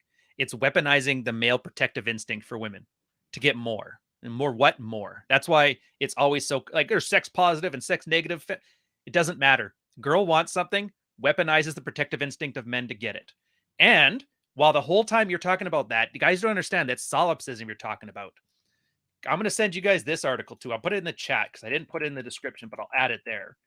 Anything you guys see that comes on that you see people blaming on communists, you see people blaming it on liberals or all this stuff, read this. And then replace all those bad guy terms with just like women's innate nature. And you're going to see an absolute illumination. Everything will make sense. That's that red pill aware that you guys are all bragging about, but don't know what the fuck you're talking about. Women, it's not selfishness. It's a hyper awareness of their own status in a group. Solipsistic maintains a frames at the center of herself or at the picture. Oh, that's why cancel culture, they always eat their own, because it's not about eating their own. It's about everybody like crabs in a bucket jockeying for a position. So everybody's a target. Anybody who's below the top of the pile is trying to beat the top of the pile. And that's where all these cancelings come from. And then when they get to the top, somebody underneath tries to cancel them. And once you see it, you're never going to unsee it. And that's why I laugh, because Rollo and I are sitting here and we're explaining to you how a bunch of goofy pickup artists with feather boas and aviator shades and black nail polish, baby. Yeah, for Pinker and Jeff Miller. Finally, they're like getting around to, all right, let me look up Dr. Mystery's work. I know. I thought it was funny because like I went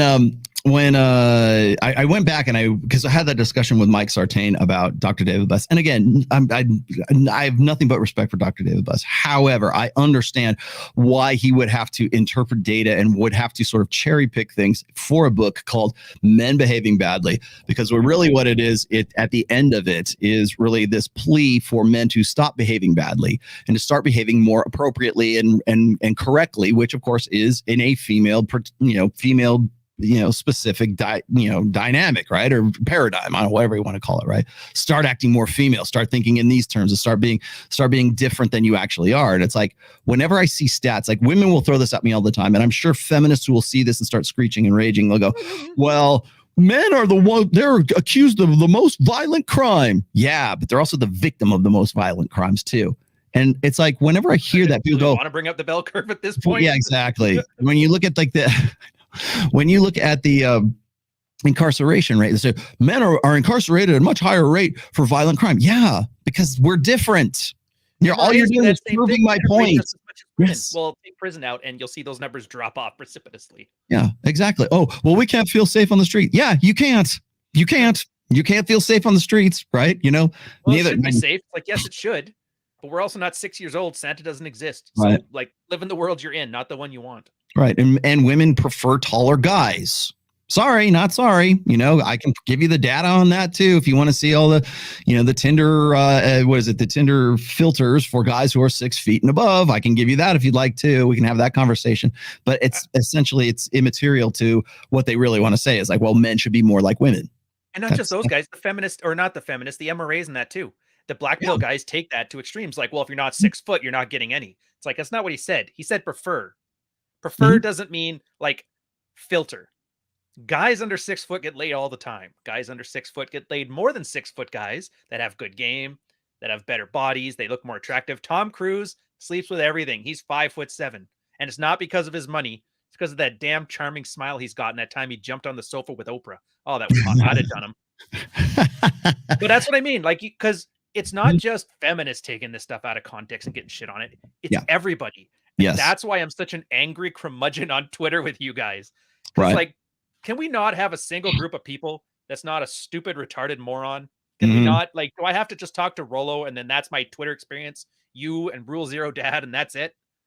I have a side question for you, but I'll come back to that. A bit more to your point right here, though, is it's been, I don't know if you bother watching my 4.5 hour like screeds. I skim on occasion.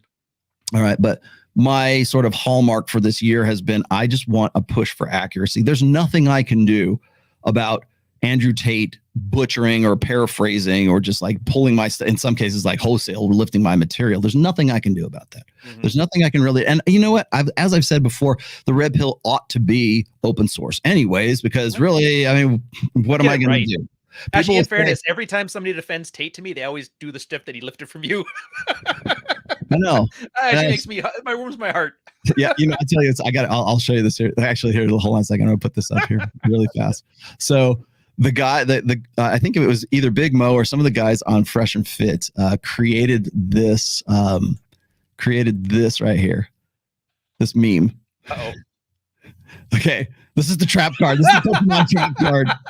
I thought it was absolutely brilliant. So it's like, can only be activated when Rollo's line is stolen from other creators or stolen from other creators. Say his name, Rollo Tomasi, right? It's the trap card. You triggered my trap card. And the fact that they used the picture of me where Hero is biting me on the arm, it's like pure comedy.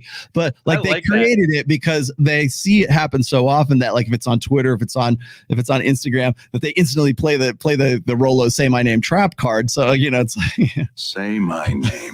Dude, even without the card, I see it so much. Brilliant. Just like random tweets from people that I didn't know any of us, and they say something, and then some random account underneath them would be like, "Hey, where'd you get that from? Why don't you just say his name?" And it turns out it's always somebody that's blocked you. Yeah, exactly. It's like one of the few things that make me really enjoy the experience of being on Twitter is watching this. This and Elon pissing people off. It's my and of course, the moment you say, "Hey, man, you know, my copyright attorney, my trademark attorney will be in touch," you know, like for my royalties check or something for that. The moment I do that, people say, "Hey, man, you didn't come up with that. That was Tom Likas. That was Patrice O'Neill. That was, you know, insert the blank." And I'm just like, okay, dude, but that's where these guys are getting that from, is from my material. Whether you want to say I was influenced by a lot of people, including Dr. David Buss and all the rest of these guys as well. But nobody says that. They go, "Oh, hey, man, that was the only ones they remember is like Tom Likas." So. I'm even willing for them, like, go for it. Give it to Tom Likas, whatever, but just get it right. In fact, matter of fact, in the first book, I also put that in the credits in the back of the acknowledgments. Tom Likas is one of their acknowledgments. What I got to do? What else do you want me to do? I don't know. I just don't like how, like, because this is all marketing. So this means it has a shelf life. I'm sure in 5 years, nobody will care about Red Pill anymore. And then we'll all be moving on and I'll still be here. And then every time one of us gets big and talks, they're like, "What about all these 5 people? Weren't they your brothers?" I'm like, "No." Do you really want me to get into that? And then you have to bring up let me get to the last part of this right here, because I really thought that this was really kind of salient. These are the more salient parts of that Quillette thing. Let's see. I got your Go Ninja comment, by the way. What's that? Just quickly recognizing RS for the $5. Thank you. Every time they give me $5, I have to mention the cuck article, so I'm so choked about it. We're gonna do it the opposite way now. If you give us like really heavy, like $50, then you don't get that. But if you give us $1, you get that. The big joke is because $5 chats are where I got that Tate video, and the one where I got the Jack Murphy yelling at the chick. Actually, here you get to use your Don DeMarcos. Here's the $5 super. Not Ryan Stone. I think he's the most important guy in the world. Ryan Stone. Give a about Ryan Stone. Me and him have gone back and forth. Blah, blah, blah. Ryan Stone does not pass the 6-foot test. He's not even a man. So I don't give a about Ryan Stone. Inshallah. Guilty. Oh man, I can hardly wait for the revamp of Real Zero now. Oh, dude, I got to revamp that now with like some ISIS stuff in the background. It's going to be so much fun. Yeah. Was this women in the Red Pill either quit the space and begin to bash it, or they cling to the simps who were following her and try to continue on with the brand? Are we talking about Casey J? Are we talking about Candace Owens? What are we talking about? Because what are we talking about? Because if you're talking about that in 2022, you can only mean like let's see, 3 people, like Torsha, Allie, or Pearl, by the way. And let me, you know what? So here's my, well, it's not really an aside, but like, when like I'm watching, like prior to me coming on with you, I'm like, of course I gotta go through my YouTube like an idiot. I gotta go through my YouTube like haters. It wasn't really a hater thing, but somebody was like going at Hafiz or no, it was Abba and Preach did a reaction video to the Hafiz and Pearl video, and now this other guy's doing a reaction. It's like everybody's doing a reaction to a reaction to a reaction. It's like Inception. You have to go all the way back down to like, you know, we got to get down to the root. Where's the inception point of it, you know?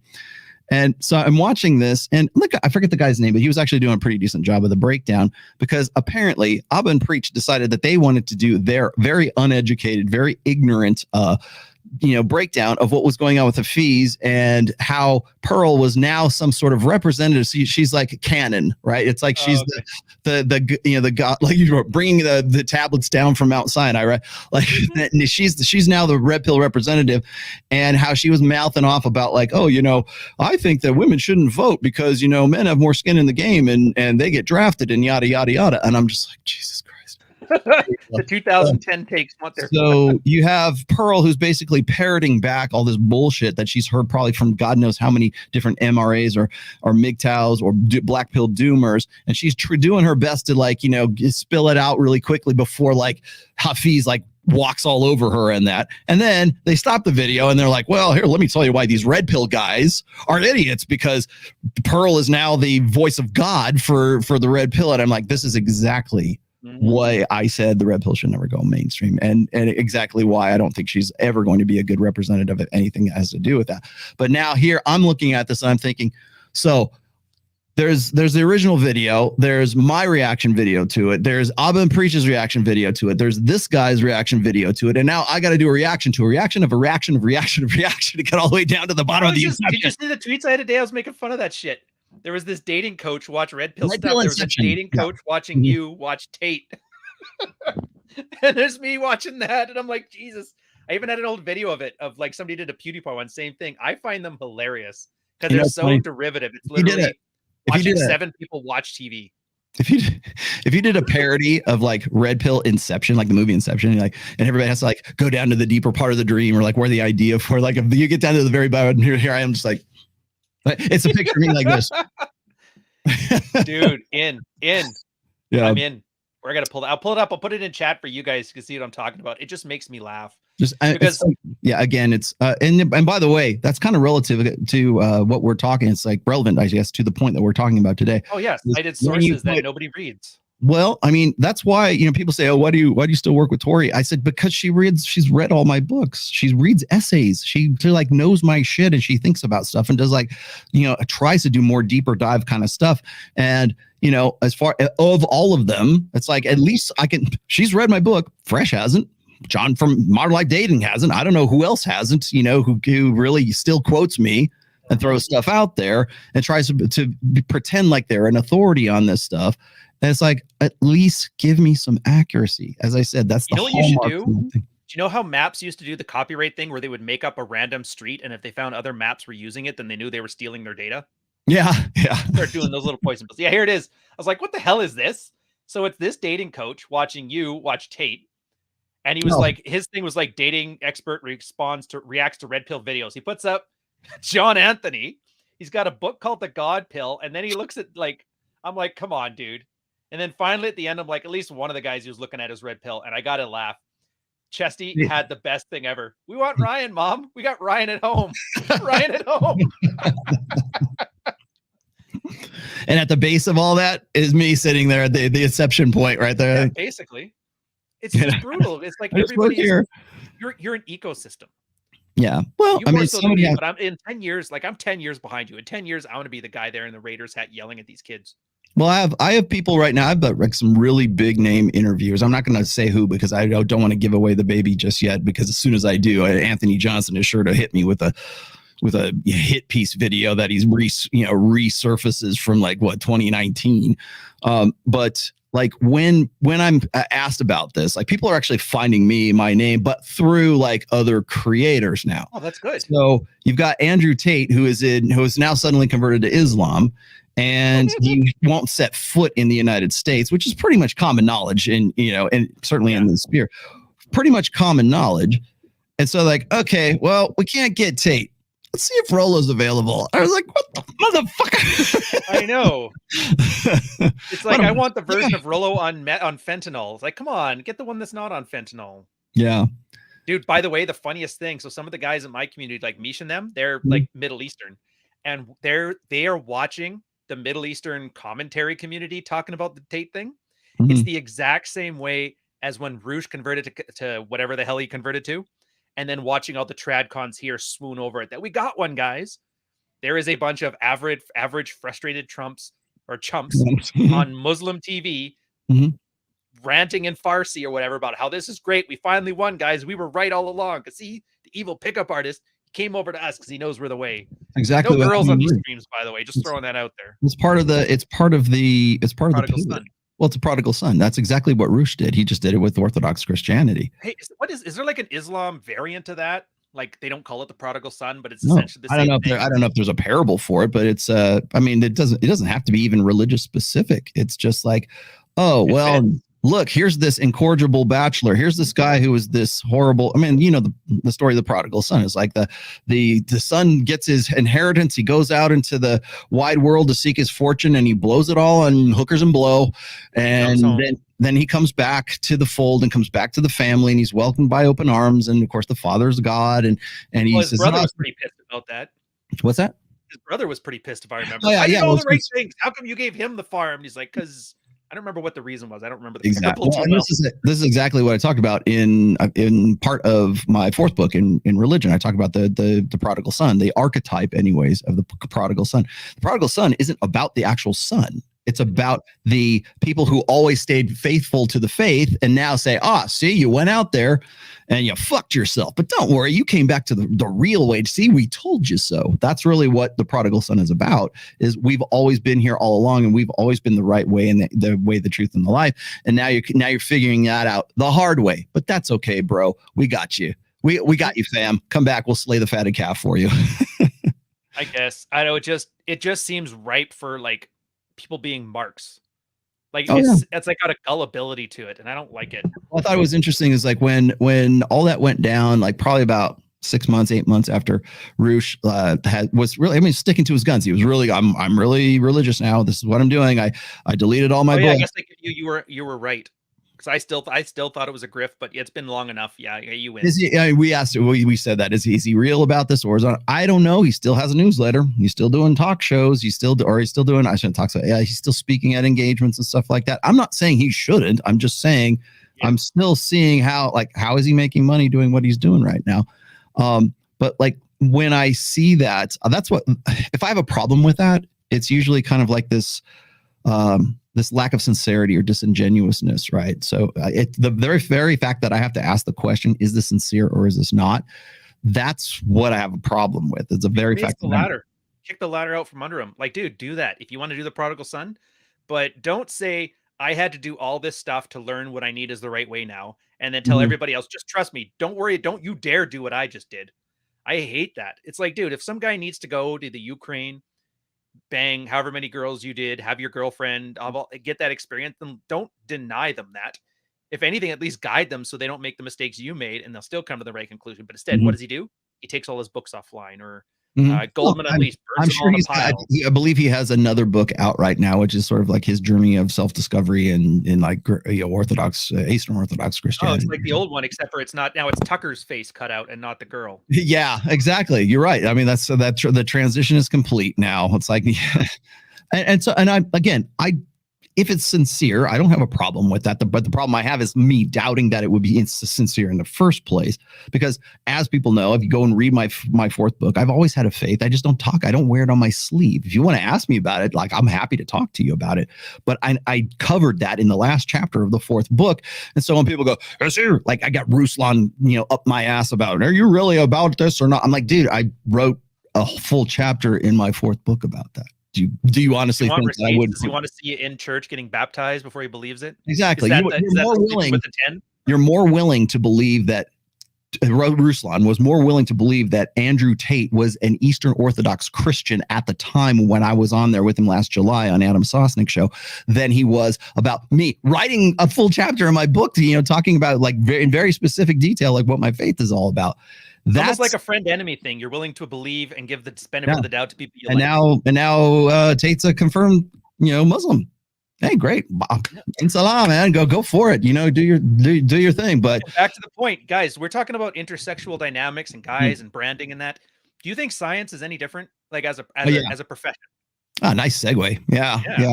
Everything, all that guarantee you somewhere there was 2 research talking about this, except for like, are you sure you're religious? How can you like the science if you think the COVID conversations didn't go like this? You think people weren't called heretics by some new name? Of course not. Yeah. And it's just because humans are humans. We're big meat bags of caveman DNA. Well, The it's whole like, point of science, of the scientific revolution, was for us to kind of put that aside in favor of objective truth. But then we got too confident in it. What's that? Babel. We flew too close to the sun.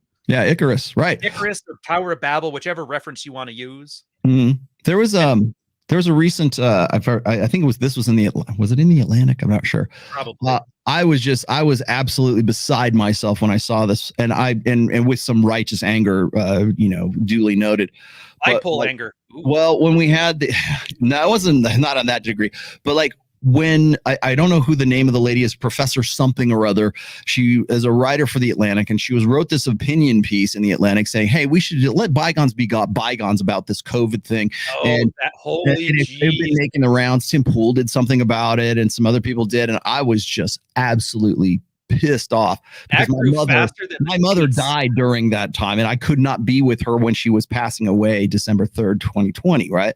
Under your tweet when you talked about that, there's 15 other people from like my Patreon and private community said the there exact it is. Emily Oster. Yes, you're right. Emily Oster is the one that wrote it. It's she's the hardest next on that one. And of course, what everybody does is like, I'm like, what on earth possessed you to even write that? I realize it's CTR, it's click-through rate. I understand, but it's like, do you not think that there's an army of motherfuckers out there who were like so anti-vax that they would go back and they wouldn't find your tweets from like 2020 when you're like, everybody needs to get vaccinated, da da da. Like, she was very outspoken about that. Do you not think that they would have done that? I mean, it's like the level of idiocy that it is required to actually publish something like that. And Shapiro too. They lied to us. And you're like, look at this asshole. And sure enough, same thing. Get the vax, you dummies. Don't hate the Jews. You're like, what the fuck? Yeah, I know. Well, of course, I do this every year. It's like sort of as a memorial to my mom. It's like, I spent the last 9 months of my mom's life outside. I spent it was from March of 2020 all the way until she passed away on December 3rd. I would go out to her place and I was not allowed into her assisted living facility because of the lockdowns and everything else. She passed away. I got a call from the people saying your mom has passed away, and my wife will tell you I did not cry once. I wasn't like weeping or just like in tears, or I was raged. I was absolutely fucking enraged, and I still am to this day. But when I sort of like dig down into that memory again, I was absolutely pissed off. And I have those pictures, right? Because I was always taking pictures of like me like sitting there, and I would play guitar for her outside her window and stuff. And the orderlies or whatever would like lift the window sometimes so I could like talk to her and we could have conversation and everything. I would spend time with her little by little. And so to see something like that, to see like this Emily Oster thing, talking about, we want forgiveness of blah, blah, blah. And so like, I was just pissed off. Like, you guys have my undying contempt, go rot in hell. Fuck you. Fuck off and die, basically. But like, then I realized this is that the same people who are like on board with me, like they're like, oh, hey man, my condolences. I'm like, thanks, but the people who were right about that, it's very much the prodigal son effect. It's very much like, hey, we were right. You were wrong. Fuck you. There should be, you should go to Nuremberg. There should be tribunals for you. Right. And I thought about that and I go, that's really kind of like exactly that same kind of, maybe in a different way, but in a different context, but it's that same prodigal son thing. We were right. You were wrong. And now you're admitting to it by writing this bonehead article about, wanting forgiveness from father, Dad, can I have the farm? Exactly. I'm sorry. Go ahead. I don't think it's going that same direction. It seems that we didn't read that parable. I don't know. Scary, man. You have some supers? You want to get to those supers? Yeah, I guess these. Actually, it's one's a question from Dark Knight Dev. Do you have any articles on alpha anxiety traits versus beta comfort, or do I get the red card? See, I don't know if there's any specific articles on. He's talking about how alpha is like sexual desire and beta is comfort. There's nothing specific. It's like peppered in about 15 different articles. There was you. There was Royce, And you guys, I think even Fox, but every time they talk about alpha, they refer to the things that girls wet. And when they refer to beta, it's always about the things that keep the girl going. And then too much of one causes this and too much causes that. But I can't think of one single source to point them to. I mean, I do get into that a little bit in Player's Handbook, but again, that part right there is really an update of Mystery Method. Okay. And if you look at Mystery Method in the, the attractions, comfort, and then seduction phase, I hope I'm getting that right. The three-way or the three. So there's the attraction phase, or which really I would call the arousal phase, is sort of like, oh, he's hot, I really want to get with this guy, blah, blah, blah. The seduction phase, or the comfort phase, is like isolating that woman from the group and then having the conversation. And, and I'm not saying like, oh, isolate her and, get her. What I'm saying is, you can't make out with her in front of her mom. Like, exactly, you have to isolate her. Exactly. The isolation, that you want privacy so that you can have a conversation, right? And then there's the seduction phase, which comes comes after it's like the rapport and the familiarity section. ACS, or phase 1, phase 2, phase 3. So it's attraction, seduction, and I believe familiarity, or it might be the other way around. Anyways, those all coincide with alpha fucks and beta bucks. So if most guys like want to bypass the alpha fuck side of things with the approach anxiety is one. What is the urgency, sexual urgency, competition anxiety, all that stuff that contributes to arousal. Most guys they've got no skill with that. But they think that the beta buck side, the familiarity, comfort, rapport, they think that that's the key to getting laid, when they are basically putting the cart before the horse. Yeah. Actually, you know what? I think the closest I could reference would probably be Married Man's Sex Life Primer. Athol K writes that one. And it's not so much that he describes it. He just correlates them with their hormonal responses, like testosterone, oxytocin, veteran, dopamine for the alpha, and then for oxytocin, serotonin for beta. But it's as close as you're going to find. And then Rudy, €5.99. As a good Canadian, have you read the French novels of Michael Houellebecq? I put out a tweet, and this explains it perfectly. Philosophy is like jerking off. I get it. Everybody does it, but you'd have to be an idiot to tell anybody. Yeah. I agree. Have you read Nietzsche? Yeah. Have you read Nietzsche? Barely know him. Have you? Yeah. Hollow Band, there's €5. Should morality only be judged towards actions nowadays? Was there an emotional implication to it? Where should men put the threshold today? I hate to say it, but Nietzsche had it right. Master and slave. Is it moral if it doesn't help you? Probably not. Like, obviously, don't break the law, because you can't be alpha when you're in prison. But if something helps you, it's generally moral. If something hurts you, it's generally immoral. And if you can approach it from that lens first, you tend to be far better off, because all those societal moralities they put on you, at least then you can weigh them based on their consequences. Like all the chicks that are bitching at the 40-year-old dudes dating 20-year-old girls, there's no consequence to it. So is that really morally good for you? No. Morality is a intrasexual competition. It's become an intrasexual competition tool that guys will use against like guys who are superior players than they are. I hate to say it, but like, if you look at it, what's in it for me? It solves so many questions of, should I follow this morality or not? Well, you can, there's variations in like intensities to that, by the way. You don't necessarily have to be like super religious to use morality and ethics as sort of like this, I don't know, thumb screw for guys and for women, by the way, too. Yep. So when I get these guys on like Access Vegas and they see this girl, and one girl's like, Miss Nevada, the other girl's very nice. Stephanie was fantastic. She's actually absolutely beautiful, very feminine, very nurturing, very, very kind. And then across the table, we've got like Jamie Lynn, who, by the way, has a doctorate in like clinical psychology and was or is a marriage counselor. And so we're talking to some fairly, at least, well-developed. Like a stripper that literally was putting herself through medical school. Yeah, and of course, the only thing is, I would never date one of those girls. I have too much respect for myself. She seems very immoral. Her body count must be this, and it's like that's the same. All you're doing, it's sour grapes. You're talking yourself out of it. You're talking yourself out of it, but you're talking yourself out of it by using ethics and morality to talk to. You don't even have to have the conversation with another guy or another girl. You're doing it to yourself. You're gaslighting yourself with morals and ethics and stuff. And then this is one I kind of want to hear your answer too. What do you think defines grifting? Other content creators or the viewers? Do you think people consider science a grift? Parts of it. I don't know. It depends what specifically you're talking about. For what I think defines it is the pandering aspect. Is that the audience wants to be lied to, and the content creator wants your attention and money. And so it's like a parasitic relationship. Yeah. Like right now, here, Tate's a great example. Yes. Joining Islam. I'm going to go on a limb and assume it's not sincere. Hope me 10 years from now, if I'm wrong, fine. He's not sincere about it.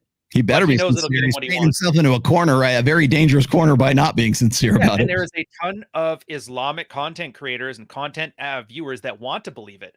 So they ask him to lie to me. Lie to me. It's like, dude, that's game. Girls want you to lie to them on the date. Yeah, baby. And then you lie to them on the date, and then everybody wins. Yeah. I would say this. So do I think, okay, so what is grifting? Everyone is a grift. This is what we're doing right now is grifting. Everybody you know is a grift. We're all hustlers. Everyone is a hustler. Everyone is a grifter. Everybody's doing something so that they can improve themselves or improve their brand, improve their paycheck, whatever it is. I don't care if you have a 9-to-5 job, you're still grifting you might be grifting for somebody else, but everything is a grift. Now, grifting is like hustling. You use those synonymously. Well, I do. As far as grift is concerned, I'm like, I kind of use the Hotep Jesus definition of what grifting is. It's, he said that, I'm going to paraphrase Hotep here. He said that everyone is a grifter. It says, but the difference is what do you like grifters take, but what do you give back? That's my definition between hustling and grifting. Grifting is the ones that don't provide value in return, while hustlers do. But I guess, this is a semantic thing. So I think we're agreeing here. Yeah, potato. No, I didn't make bank off my NFT. In fact, we actually minted the NFT at the worst possible time in history to mint an NFT. Thank you very much. No, I'm not buying a Bugatti. I'm not buying my gold Bugatti. I'm not buying a gold Bugatti with the NFT money. Trust me. I honestly thought it was a clever system. Like, I'm not an NFT guy, but I get it. The way it was explained to me was like, okay, you guys are putting out like work, a documentary, filming, and all this stuff. Normally, you would just have it crowdsourced. Definitely, like, hey guys, send things to my PayPal, and I'll put it together. At least you were like, all right, we'll do it as an NFT instead. We don't have some $1 million war chest. Yes, that's the point, right? It's like it's a receipt that has a potential lottery attached to it. So I'm like, I'm hoping it's a step above like PayPal donations. Anyone in crypto, Miguel, anybody see me on Miguel's show? You know that the market is in the shit, is in the toilet right now. We pick absolutely the worst time in history that we possibly could have dropped an NFT. So there is that. That right there. No, I'm not making a shit ton of money off of it. But nobody should have expected anything from it either. It was like donations to help you guys put out red-pilled content, like Save a Host stuff. Right. And by the way, the best upside of all that is we created a Discord server that has created probably one of the strongest red pill communities on Discord right now as a result of that. We have kept every promise and have done more with the utilities. We had a guy out in Vegas to see a Golden Knights game. We had guys at the CME. We have I've signed books for guys who are NFT holders. We have all these side utilities. We're here for the long haul, in spite of the fact that we could have just said, oh, well, it's the worst down market in the history of crypto, so fuck it, we're out. We could have done that, but we didn't, and we're still around and we're still doing our thing. So who's going to be around in 10 years, man? I'll make you the 10-year bet. Well, we'll still be here. We'll be doing our thing because that's why we started it. It's better than this. Do you remember when the truckers were doing their thing in Canada? Oh, and they did the what was it, the GoFundMe? GoFundMe, yeah. GoFundMe, and then they ripped them off to the tune of like $9 million for people who are trying to like help them out. 16 million. 16, yes. Yeah. That was the first time. The second time was another 9 million. So would you rather I use GoFundMe to fund like a documentary, to fund what we're doing with the NFT money right now? Or would you rather have an NFT that you can flip and actually make money as a result of your investing in all of this? Dude, we have our hearings on that right now, by the way. Oh my God, it's awesome. It's a lot of boredom, but it's awesome. Do you know there was like cops feeding information to the convoy because they were sympathetic to it? Like letting them know when raids were coming so they could avoid it. I was like, that's awesome. The council is like all the shit you complain about feminists and they're like, fainting couches and stuff. You're basically seeing like Ottawa, all the politicians out of there just acting like defective women. It really does not just validates my like for the convoy, but it validates everything we've been talking about here. Men raised as defective women. What happens when women get into the anals of power? And I like using that word, even though I know I'm pronouncing it wrong. Power. Anals of power. But it's interesting because that's what I hope. I really do hope that the guys watching this actually nerd out to this stuff and read. I put links to all that stuff we put into the description. Like, read these research papers, read this stuff, find out the same thing, follow the breadcrumbs, same as Rolo has, because best part I found about when I did pickup artist, and you probably noticed this too, is that those skills to pick up women also worked when you were going to negotiate with your boss for a raise Right. or They trying to translate. understand. And everything kind of clicks now, which is awesome. Every Yeah. politician making their moves, everything. And so it's good. So now you don't have to worry about stupid, the hell are those stupid Alex Jones things? I don't know. I can't see him anymore. It cost him $1 billion. But there's no more Oh, conspiracies. It all kind of Mhm. makes sense from an intersexual dynamic lens, you know? Well, when it comes down to like, say, where do you go from, like, if you talk about grifts and all this other stuff, it's like, where do you go from your old grift to the next? You want a definition of grifters? I will say it's a guy who goes from grift to grift to grift, right? Because he's not about actually what he was talking about. Like I just use this example. It's like you got Roosh V, who's like, betting everybody that in 10 years he'll be there and I won't and nobody else will be. Well, here we are. And Hafiz does the same thing, not even 6 years later or 6 or 7 years later. A challenge accepted. Your terms are acceptable. I'll be happy to take that bet because I have not changed my position in that time. But I do know a lot of guys who will go from I'm going to use Mike Cernovich here. Mike Cernovich used to be in the red pill. Then he was into about free speech. And then he was about Wim Hof breathing. And then he was about, he was juice bro. And then he was, it was just like, he's the P.T. Barnum of the internet. Now that's a grift. I got it. You go from place to place to place and you're not about any of that stuff. I think that what happens is a lot of guys, when they hear me say, oh, that guy's a grifter, it's because my impression of that person is that they're not really about what they're, making money off of. They're actually just about the actual thing. And then they're going to pivot as soon as it's not popular. Dave Anderson's right in here too. Hassan Piker, you know him? Yeah. The kid. Yeah. Same thing. Remember that he was like juice bro before, alpha male stuff. So now he's all about the P.T. Barnum, man. It's like whatever I'm into the next, whatever makes me money in the next thing, right? That's what I'm really all about. And you know what? I'll tell you, every 5 years or so, when there's a new crop of guys that come in and they find them really like Andrew Tate's. I've known Andrew since 2017, 2016. I knew him before the 21 convention, right? Mm-hmm. And so when he rises to prominence and I'm going into like, say, the deli down in, Brickell to get my freaking coffee in the morning, I got a kid there going, hey, didn't I see you on the show with Top G? I'm like, Top 15. I'm like, because it was, it was close to Fresh and Fit Studio. And I'm like, yeah. And then they don't want to talk to Roland Tomasi. They want to go, what's he like? I'm like, motherfucker, And so, you know who I am, little boy. I know. Say my name. But like when I see that, and that's what indicative to me of that, there's this new generation that doesn't know the history. They just know he's just popular. Yeah, He's the most popular rock star. He has a hit album, and everybody's talking about the hit album, and then he's got to move on to the next thing. It's not about like rock stars and music anymore. It's about who's the popular personality on the YouTubes, on the social medias, right? And then guarantee you, like within another 2 years, there'll be another Top G. There'll be somebody else who's doing pretty much the same thing, and there'll be another crop of people who've never heard of, me or Andrew Tate or even the guy that they're worshiping at that time. Yep, it's just the thing. And for a lot of you guys, you're gonna be here for that, and then you're gonna see the next one, and then the next one, and then you're gonna be the cynical old bastards like us, like, hey, do you remember in 2007 when Tucker Max did this? And everybody's like, what the fuck is a Tucker Max? Like, yeah, they don't know who Tucker Max is. I wonder, like, that's funny. We should go down to like the list. Like, nobody knows who Tucker Max is. They could go look it up. Most people won't, though. I could say, hey, Tucker Max this. And what's funny is like, I could say something about it. And how he's like the perfect example of the purple pill, right? I talk about a guy who pivoted, right? He had no other choice but to pivot out of what he was doing. Yep. And you go and you bring those names up and they're like, what's a Tucker Max? What's a Mark Manson? And it's like, dude, you have Google. Yeah. But but what's Tucker? For fuck's sake, And so, but I like you and I get the reference, but the 14-year-old kid in the deli doesn't get the reference, right? Yeah, they don't care. And they think, oh well, he must know what he's talking about, or he's just an old fart. I wonder who was before Neil Strauss, because Neil Strauss did that same prodigal son thing. Oh yeah. Oh, he did that fully. Yeah. He went from the game to being like, he wanted to write that with the truth. The truth was like sort of the anti-game. Yeah, what's it? Julian Blanc. Julian Blanc, like completely practically everybody in RSD, You know, they went from you know infield game stuff and all that to you know, hey everybody, let's feel good about ourselves and go meditate and sun our bungholes on the beach I'm going somewhere. to defend you against chat here too. For you guys running him up the flagpole about Rolo's here, that means we got 2 more hours. Go watch an RSD live stream. 4 hours of him talking. Okay, go bye. to one of Rolo's long live streams, and then you come back and tell me how Rolo just rambles. I dare you to survive this challenge.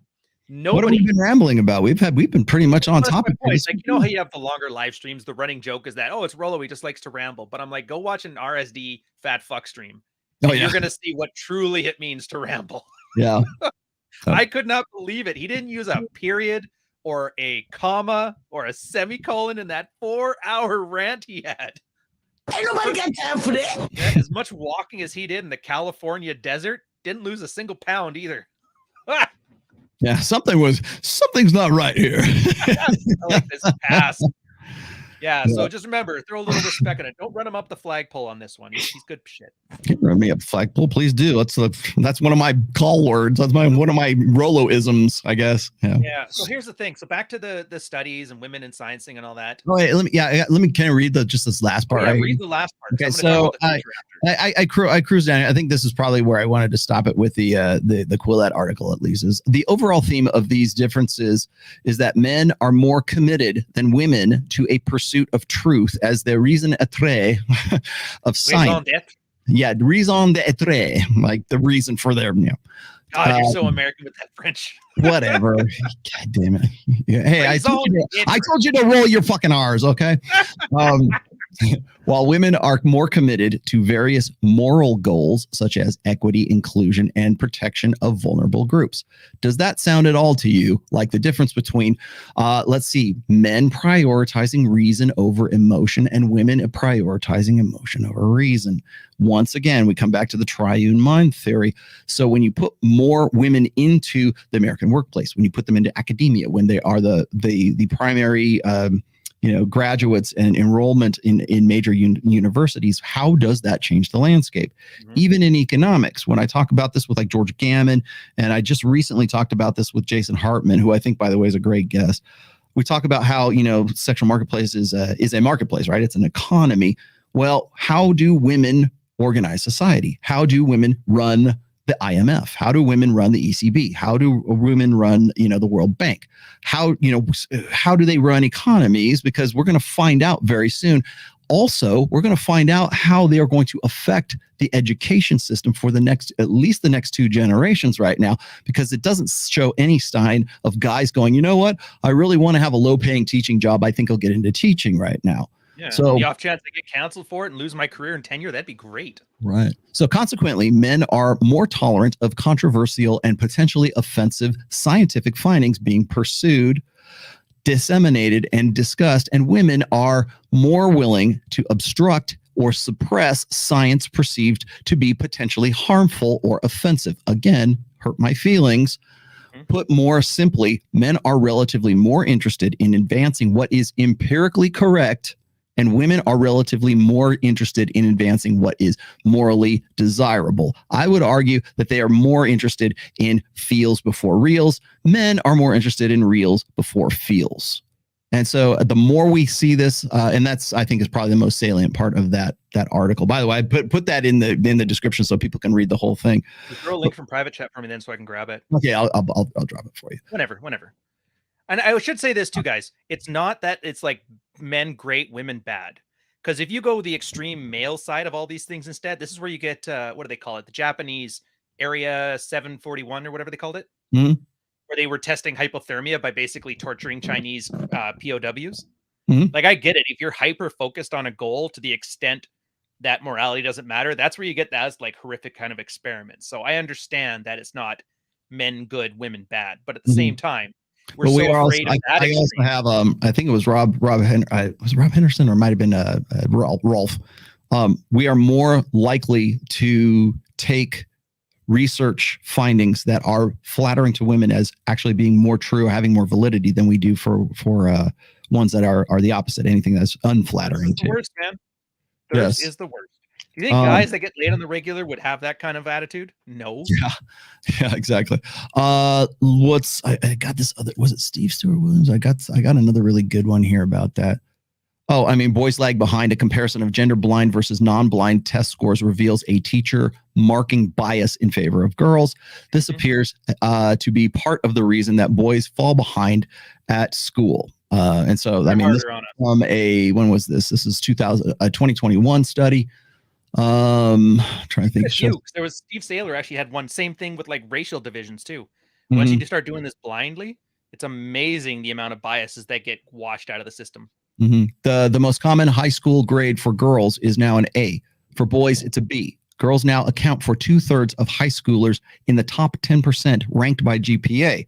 That's not a qualitative study, my friends. That is a quantitative study.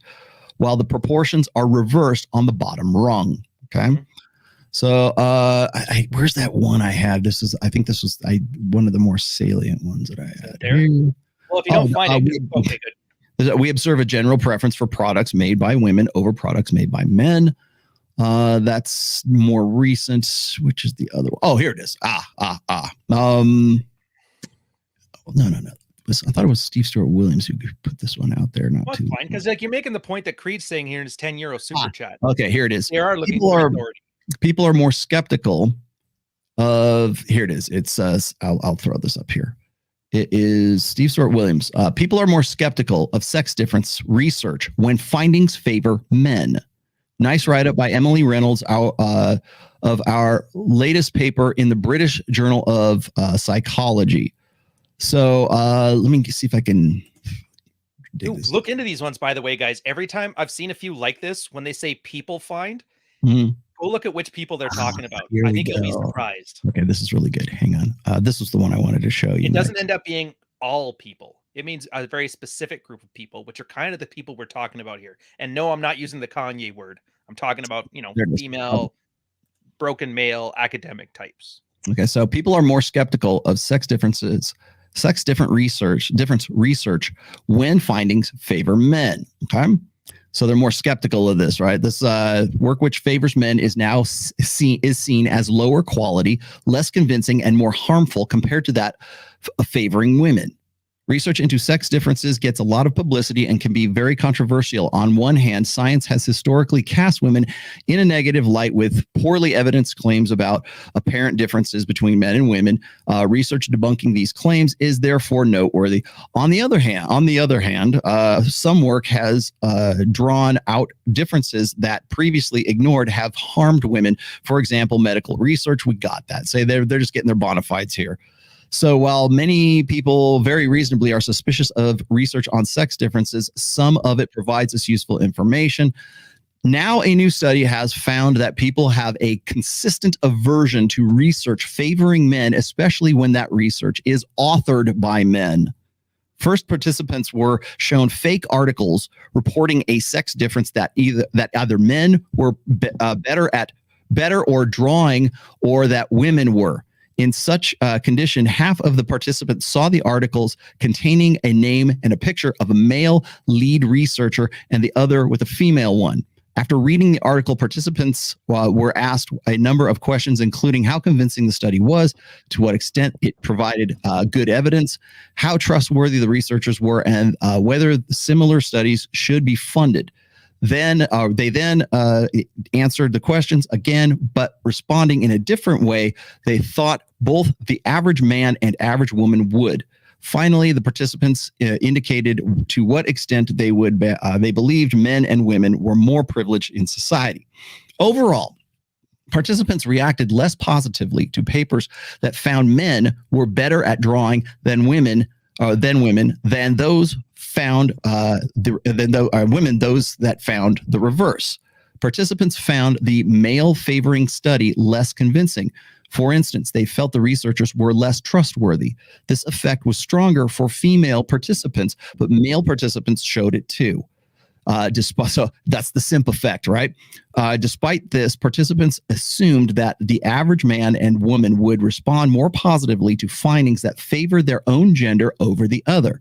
In addition, the more participants felt that men were privileged over women, the more negatively they responded to the study that favored men. But contrary to the team's predictions, the gender of the lead researcher had no impact on how participants felt. Interesting. There's other there, and that was one of like I think 3 studies that they did. This is a really interesting article right here. Again, I pulled that from Steve Stewart Williams' Twitter feed. If you want to go look for that, dude, you know what's hilarious? Steve Saylor found this article, and you'll Mhm. never guess he does not agree with it either. Oh, with what? This one? This one, yeah. Why not? The way they did the research was completely bogus. Just kind of what I suspected. Like when they say some people think this and people say this, I'm like, which people did they ask? Turns out they're asking people at the university, which is now predominantly female, who predominantly look at this as a solipsistic thing. Are you saying I'm a good drawer? I'm better than a man. Right. And so the whole thing is just bullshit built up off of bullshit. Asking Mhm. people that are biased towards the bullshit. And now we all have to accept it as true. Exactly. Exactly. So, I want to, isn't it? Yeah, and I want to throw that out there because again, this is you're still you have researchers doing, the bullshit researchers doing bullshit research, and then presenting findings that other people will use as bullshit sources to cite for the next bullshit article that they're doing. So it's like, at what point do you take the inherent like sort of bias out of this? And like, how do you change that? Right. I mean, how do you put more guys? How do you put more men in college when we're telling guys not to go to college? We're telling guys that it's a worthless degree, right? It's pointless to go and do that. And then we're also telling women, hey, don't go to college either because you're going to come out looking like Lena Dunham. And if you guys want, I'll put it right here. I put the study in there. You can read it yourself, and you'll see how they fudge the numbers. You've been listening to Rollo talking about p hacking and me talking about p hacking and how people hide data and how people misconstrue data and the bias of replication. There's an example. There's some homework for you that you're not going to do. Go check it out. You will be surprised. You're going to see exactly why Rollo knew what he was talking about. That's why you come to the research and development department of their And that's the thing. It takes me 30 seconds to find a critique of it, to find the original research paper. But that story didn't put any of it because they know nobody is going to click. Nobody's going to click on it. Nobody's going to look into this. People are just going to take the headline of what you said and accept it as fact if they agree with it. And if they don't, they're going to argue about it on Twitter. And both groups are giving you reach. And it's that same stupid broad with the COVID amnesty. Everybody who's been a prick during COVID is like, yes, we need this. And everybody who got treated like a prick during COVID is like, fuck this bitch. And now twice as many people are showing it. And that's what sucks now because like you were saying with everything, it's all about who gets the most attention. And the only thing that died in there was truth or utility. And this is why I'm saying you got to be cynical. You got to be skeptical. Don't trust anything. I think the incentives aren't there, you know? Well, I mean, there's 2 aspects to this. The one of them is sort of like the TLDR generation, right? It's the TikTok. It's TikTokification of science, basically. I don't have time for that. I'm just going to read the headline, the abstract, and even if I get halfway through the abstract, the first paragraph of the abstract. Because I trust the authority. Right. Who does that again? Which gender does that? Yeah. Hypergamy, trust the top authority in your life. Some guy said that about a flagpole. I don't remember. I mean, long story short, my correlator that what I'm working on as far as like the essay that I'm going to put out on the Rational Male is this, drawing at least connecting a dot between the rise of the influx of women into academia right now versus the crisis of replication. And is there at least a correlation or connection of some sort between those two? I would argue that there is, but there's also, you have to take into consideration the TikTokification of what we were just saying right now.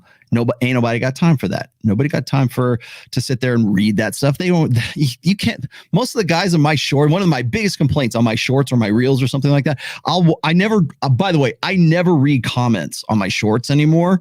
Because I know you didn't even watch the 59 or the 54-second video because all you did was look at the title. You looked at me. You looked at like the first 3 comments of the thing, and then you're like, "Hey, fuck him. I disagree." You would have taken like 45, 50 seconds of your life to actually go, "Oh, I just own myself," right? But I get it because I know your titles. You make up titles that are almost the exact opposite of what you're saying.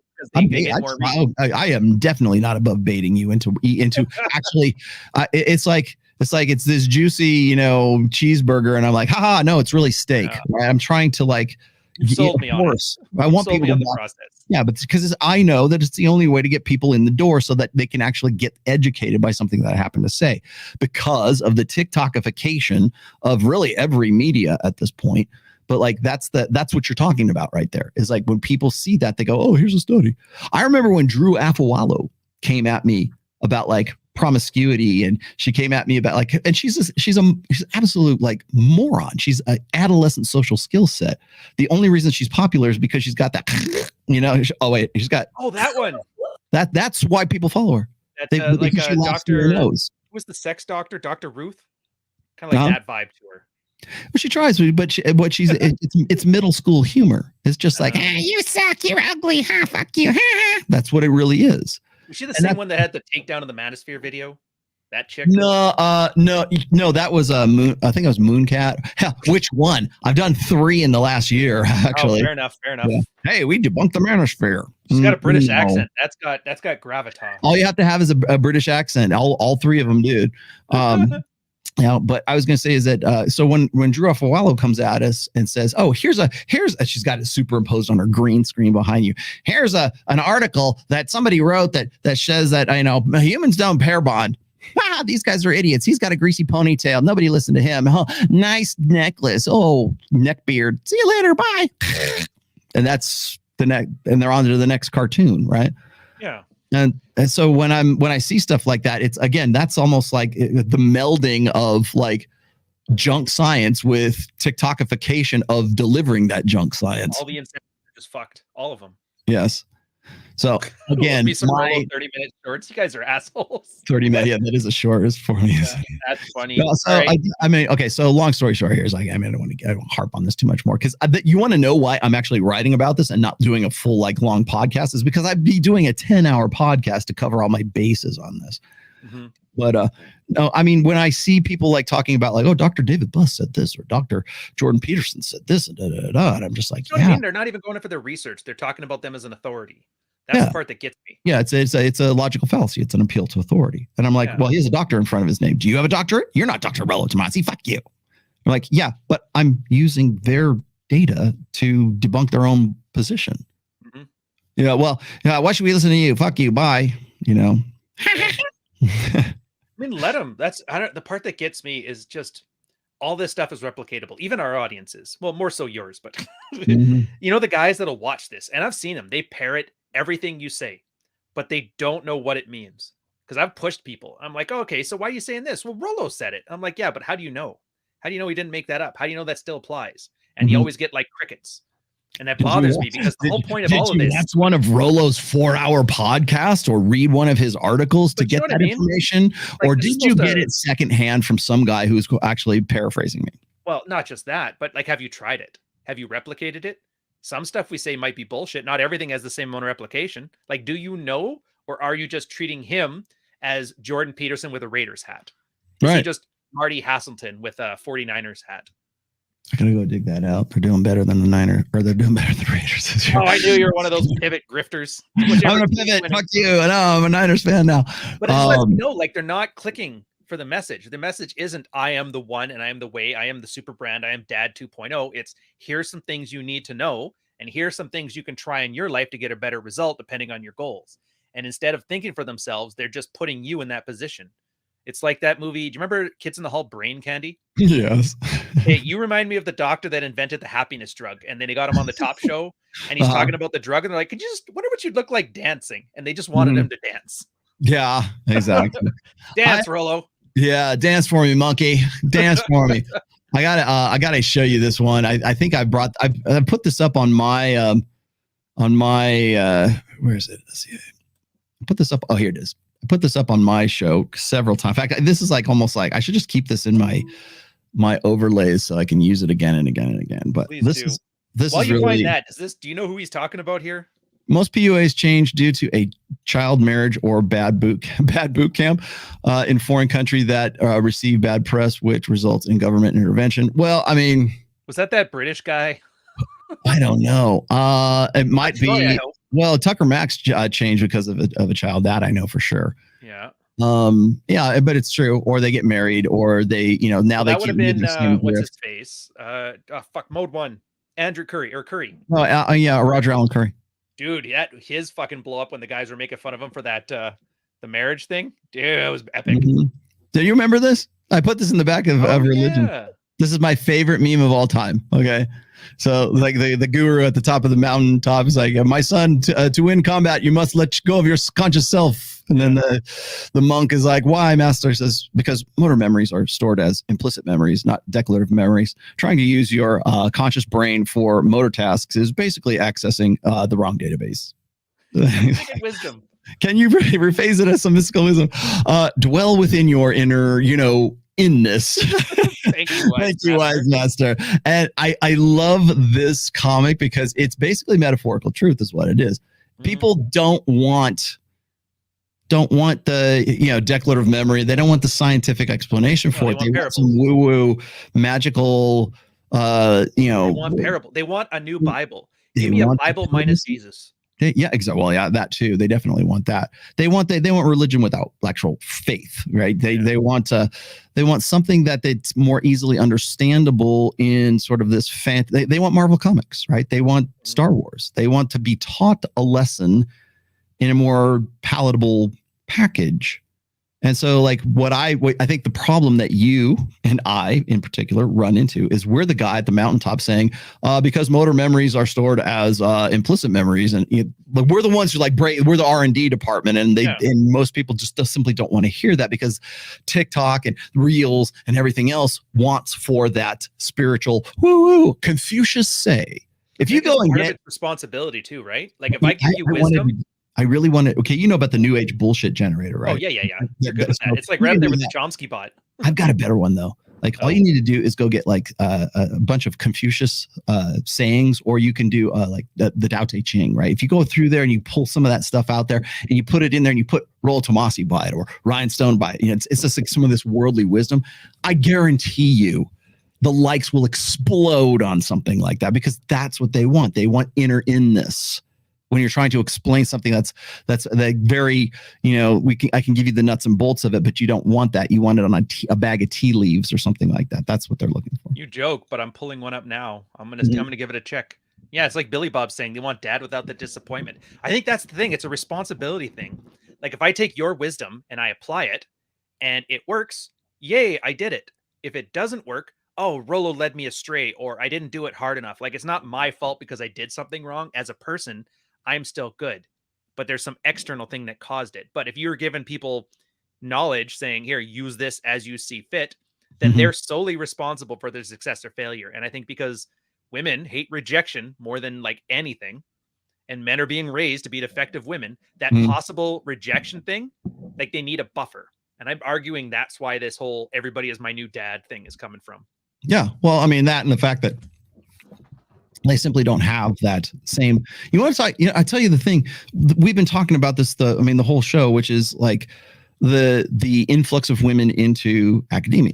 Okay, the influx of women into like the socioeconomics, right? IMF, ECB. The influx of women into politics. The influx of women into the workspace. The influx of women in like military, music, everything. And so, how is that affecting? Like men on whole, right? Do you want to know why and I've made this argument and I will get run up the flagpole with this. If I ever go on like say Patrick Bet David, or I go on a more conservative like TradCon, I've said this before. I said women are really socialists. They're really collectivists. That's how they organize society. Egalitarianism. The only reason why we're calling like our husbands and wives equal partners is because it keys into the feels before reals. When we talk, I had this conversation with Dr. Everett Piper and back in the Pat Campbell days. He noticed that like right away. The feels before reals. I go, yeah. I said, because we have more women in all of those sectors of society right now. And he didn't want to accept that. But I'm like, no, the reason why we have pussified men and feminized men is because we have a gynocentric social order that is in every strata of human society right now. Of course not. I got a study you probably haven't seen yet that'll be a great example for you for this. The Canadian Forces. 1995, women were first allowed onto warships and deployed. Back then, our ratio of deployable soldiers to auxiliary forces was 6-1. So for every one guy that can deploy, there's 6 people logistics that hang around to help him do his job. Do you know what it was at 2015 when I retired? 20 to 1. Jesus. The amount of people that you have to hire 21 people now to get one deployable member of the forces. And it just so happened that increase coincided with women being allowed into all of these roles. Now, whatever, good or bad, doesn't matter. But I think the part that gets people is they don't want to accept that that's the consequence of it. If you want women in these spaces, that's fine. But it's funny because it's like you said, it's like that. It's music, it's politics, it's everything. And I just found it funny that I didn't even think about that. But our whole time in the forces, we always took that for granted. It's like, wow, sounds like everybody's getting lazier. But nobody thought maybe that's these 19 chicks that we have as RMS clerks. Exactly. You know? Exactly. And again, like, what would happen if I were to sort of present something like this to a guy like Destiny, or present something like this to even like Patrick Bet-David or something? Oh, dude. There would be an instant like defensiveness. There'd be oh no, not all women are like that. It's just because men are just pussies. And I'm like, no, because you get the men, you get the society that you engineered. No raindrop thinks it's responsible for the flood. Right. Exactly. There's your pal wisdom. Yeah, there you go. Thank you, Confucius. But here's the thing: is like going back to that comic there. Actually, the point I wanted to make about the comic is, so you've got the wise master at the top of the guru at the top of the Tibetan mountain there, and he says, because motor memories are stored as implicit memories. Okay, now that guru is just full of shit and doesn't know what he's talking about, but he does know that. Everybody wants to have something that is rephrased as mystical wisdom. And so now in a more female specific gynocentric society, it's no longer, in fact, we're actively discouraged to look for empirical, like the Quillette thing was saying, we're actively discouraged to the point where you will get canceled, to the point where you will lose your bread. You won't be, Roosh said this, you won't be able to have your bread. They'll take your bread away from you if you try to promote empirical findings that are unflattering to a female narrative. Meanwhile, they want to appear as if they are the wise woman on the top of the freaking mountaintop, but it's all mystical women or mystical, wisdom, and it's dwell in your inner inness. It's like that Bill Burr sketch. If you're right, you argue the point, ladies, and I respect you for it. But if you're wrong, you go rogue. Yeah. Develop that whole thing to get you to call me a cunt. Well, I mean, it's like, so the metaphorical truth explanation, and by the way, I stole this from Brett Weinstein. I'm full credit to Brett.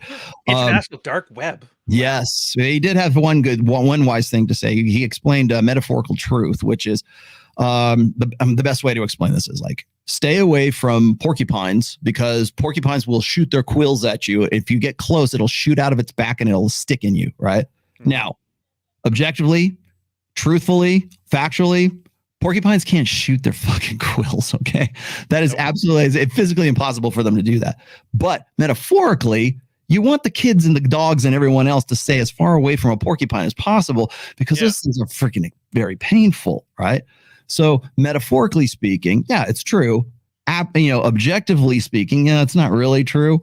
All snakes are poisonous. No, they're not all poisonous. Statement, not necessarily a true one. Right. So it's metaphorically true. It's like dwell in your inner inness. Dude, do you know how often I tell people that same thing when it comes to all the red pill stuff? Like, all women are like that, AWOLT. I'm like, it's not whether AWOLT is a true statement. It's about whether you make better decisions with women because of it.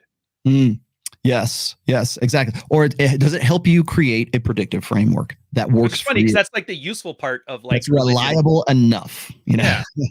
Good enough. Consequentialism. Oh, quick Jimmy here, $5. Women entering spaces mean better working conditions. He's actually not wrong on this one.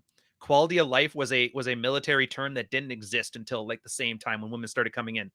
Guys used to have tons of stories how they weren't allowed to get a day off of work to go see their kids being born, or like weddings were canceled, shit like that. Pregnancy leave. Yes. Yeah. As soon as women started coming in, all of a sudden that became a concern. So yeah. See, my problem with that, and by the way, I've dealt with that question before. Hey, don't you think that it's a good thing that women are changing up the American workspace? In some ways, yes. To a point. Certainly. Well, pregnancy leave. Okay, fine. Right. Yeah, I got it. Feel for you. Got it. Starbucks and Tesla, whatever. Great. Awesome. Now, what about abortion passes from Tesla and Starbucks and Morgan Stanley, and the people who are saying, we'll give you a stipend of up to $4,000 so you can cross state lines, go get an abortion and come back? Is that because I'll tell you right now, that only benefits women. That's only a female specific thing, clearly. Well, the men wouldn't go for it unless there was some benefit for them. Too. Right. That's how it works. Oh, yeah. I mean, those are the guys who are going to sign on anyways, right? The cuttlefish are going to sign on anyways. But what's the Thomas Sowell thing on this? There is no good or bad choices, just trade-offs. Yeah, I would also argue this as for all the good that, like, say, doing, pregnancy leave. Yeah, good. Very, very much so. Ball pits in the work area, bagel Tuesdays, team building talent shows and stuff like that. Yeah. Anything that can make 40 hours a week more palatable to a woman who absolutely hates her job or hates being where she's at, but has to be there. But we're going to make the work environment a better place for us so that we can feel comfortable doing our shit here.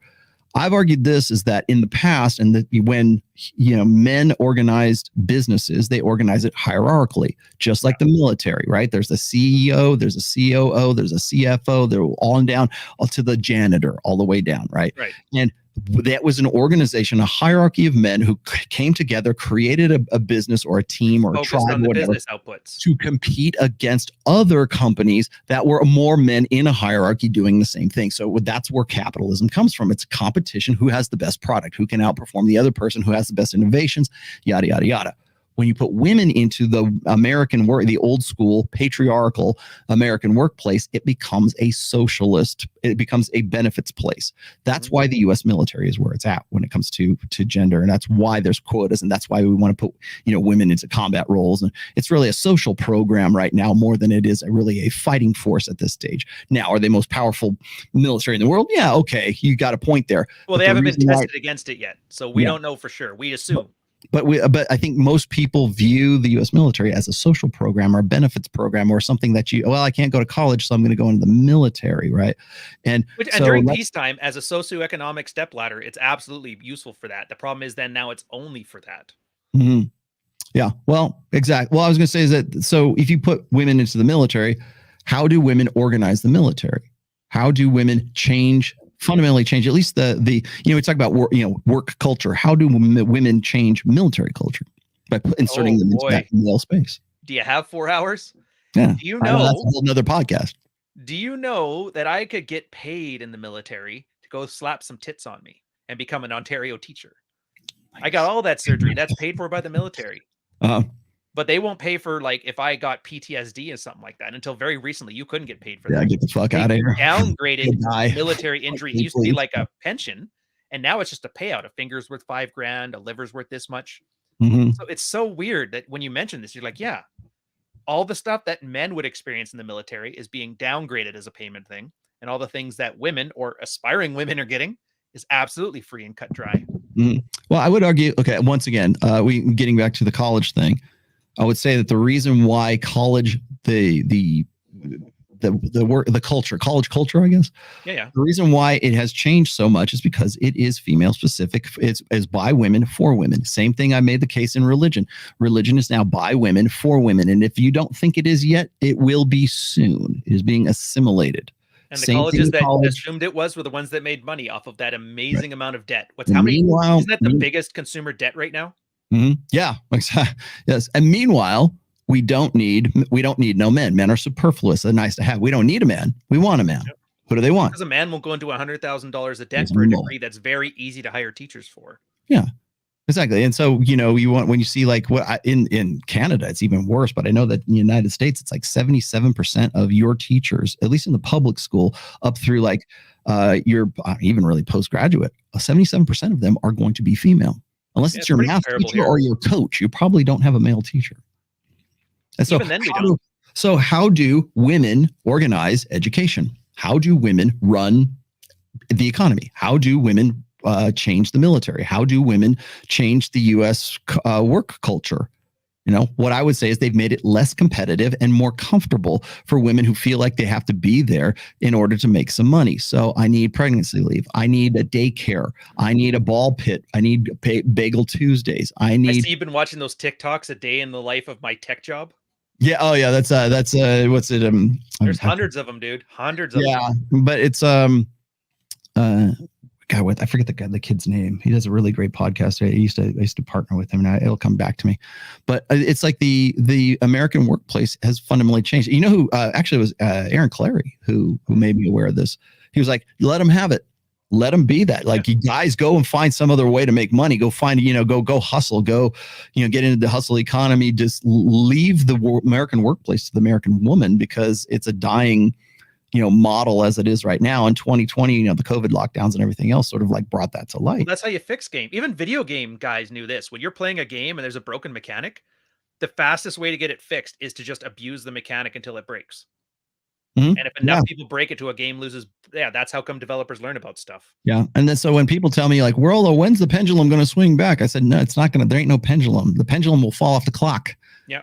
When it breaks, somebody will fix it, and everybody's going to suffer in the meantime. And that's just how it works. And then meanwhile, I get invited on these shows asking me, what's wrong with masculinity today? What's wrong with the boys today, Rollo? The girls. Their teachers, their religions, their workplace. What you want? Instead, it's always redirected back to them and say, how come they're all kidults? They're all in their adolescence. Yeah. No, they don't want to grow up and be more responsible. That 23-year-old that that didn't make any of the things the way they are, he should fix this. It's like, I hate when I hear that. That's like the most ego-driven thing. Some poor kid raised by teachers, raised by only his mother, taught to be a woman, did all the right things, suffering immensely. Hey, do you mind fixing all this stuff for us so we don't have to be slightly inconvenienced by the downsides of it? It's like, fuck you, man. I mean, look at we are in the 60th year of the great experiment that is the post-sexual revolution. Here we are. This is the Zoomers and probably last half of the millennials. You get the men you created. These are the generations that feminism created. We're late stage Sparta, man. All the women get all the money after divorce and widowing. And man, they became more powerful. Lord in heaven, I'll dig it. I'll read that real quick. I got to dig you up this clip. All right, so you're Hullaban, €5. You're asking, how much do you think gynocentrum impacted as a byproduct from the rise of technological? Basically, technology, feminism has been riding the coattails of technology. The only reason women were able to do this is because it's physically able to. They weren't able to leave the home and go work until we invented a dishwasher, we invented a washing machine, and we automated the physical jobs at work. So all of this stuff is a byproduct of our own technological success, if that helps. These are all luxury beliefs. And I guarantee you, if the EMPs go off and all the machines go down, everybody's going straight back to like Paleolithic work culture back then. All guys in the office and all girls picking berries. So enjoy it. If anything, you could take as comfort in this is that the better and easier life is, the more of this bullshit you're going to see. And then Jimmy Jones, abortion is cheaper than paternity pay. Rollo saved Bussy. Yeah. Wasn't that the point? But yeah, Peterson talked about that, didn't he? I was very vocal about that, by the way, like on Adam Sosnick's show and even on my own show. It's like the only reason that Tesla is saying, hey, we're going to give you like an abortion passport is so they can retain employees. They don't care about women's issues. They care about you being a functional, productive employee. Back when Peterson was still just Dr. Peterson, he was even talking about that, how top law firms could not keep a woman past 30 years old at their firm. They kept leaving to go start families. So this is a solution they've been looking for forever. Hat and clogs. Right. What are your favorite drinks? I like Mexican Come and Gentleman Jack. You too, Ryan. Hail all the robot dog lords. So what's yours? I know you don't drink anymore, but I don't drink anymore. My go-to drink used to be salty dog, which is basically a Greyhound with a bit of salt on the top of it. I love that. And let's see. Well, I mean, I drank vodka like a freaking fish back in the day when I was working for Van Gogh Vodka. So I was actually a taste tester for a lot of that. And then aren't you? and then I liked Irish whiskey, or excuse me, Canadian whiskey with no E. Really? Yes. Do you know the difference? You know that Canadian whiskey is not spelled WHISKEY. There's no E in it if it's a Canadian whiskey. Which brand do you like? Because we don't have the same stringent standards. Tap rye whiskey. Go buy more of it. Lots and lots of it. Please. I get residual checks from that. So that's one of my ownership brands. Tap rye whiskey. Go look them up. TAP rye whiskey. I know the one. Mhm. Fair enough. For me, gin and tonics. My dad got me on those and Caesars because once I found out they don't have Caesars in America, I became a fan of them. My favorite drinks are, let's see, my favorite alcohol is Tap Rye whiskey and anything Van Gogh vodka because I still have ownership stake in. Oh, all look those. at you. Please, Jesus go.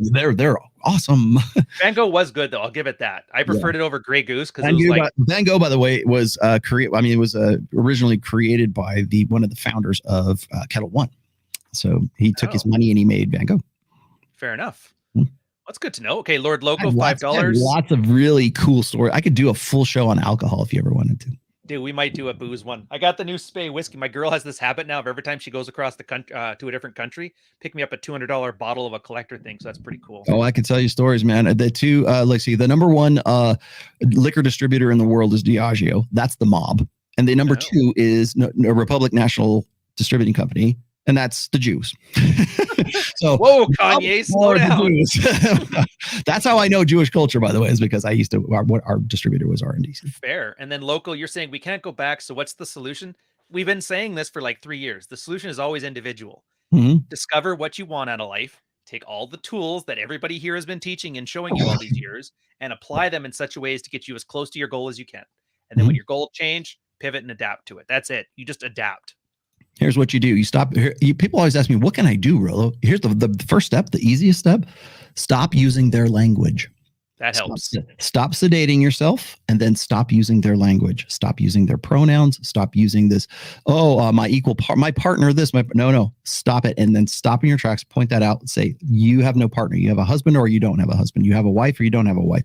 You're a boy or a girl. Which one are you? Which one do you want me to refer to you as? Because that's where I'm going here. In fact, I'm going to purposely, deliberately misgender you on Twitter now. Oh yeah. Trust me, it's coming.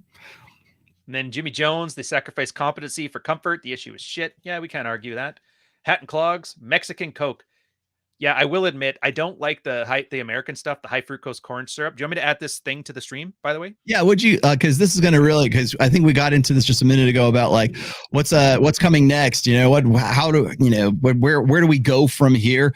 I have not. I was going to use this on my show, but I might as well. You got your DMs open, bro. Oh, I don't care. It's fine. Here, let me close that out. Yeah, you're in it though. Okay, one of the many photos of nobody would know who those people are anyways. This is crazy. Women say there is no work, men drink anyway, and mobilization means money and benefits in the future. A practical explanation why so many wives and mothers in Russia are okay with mobilization, meaning that they're selling these guys out to go and I think I've got do I have it? Yeah, I got the audio on. Listen, this is her.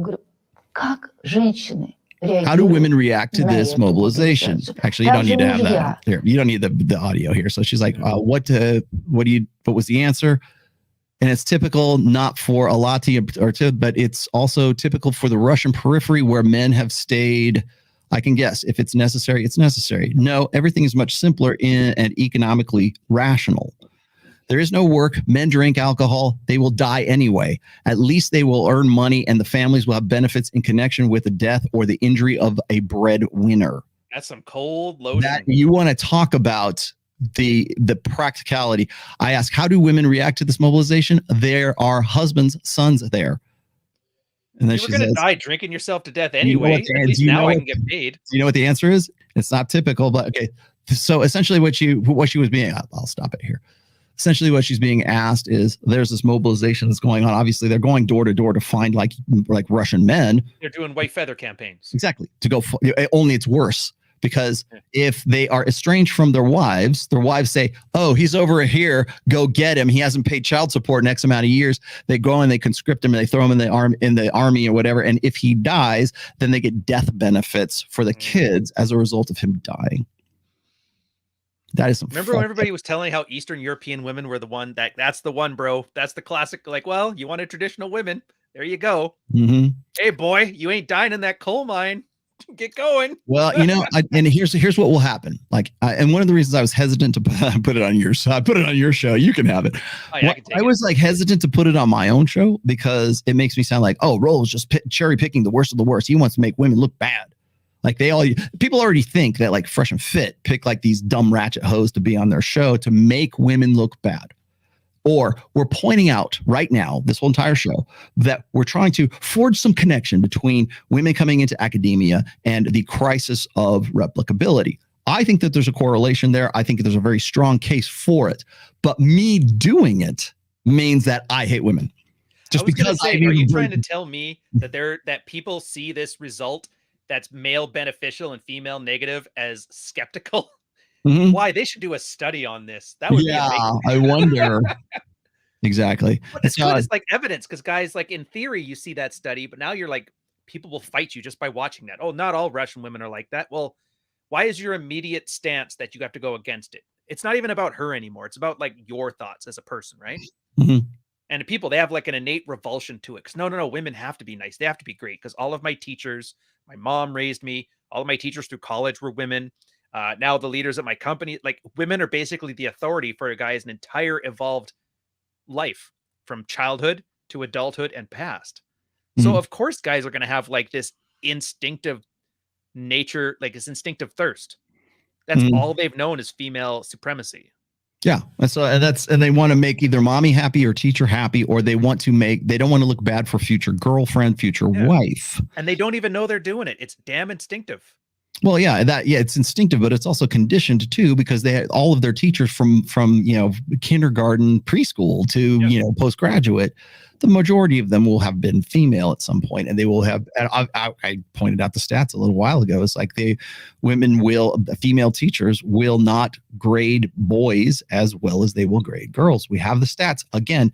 Quantitative studies, not qualitative studies. Quantitative studies that show that.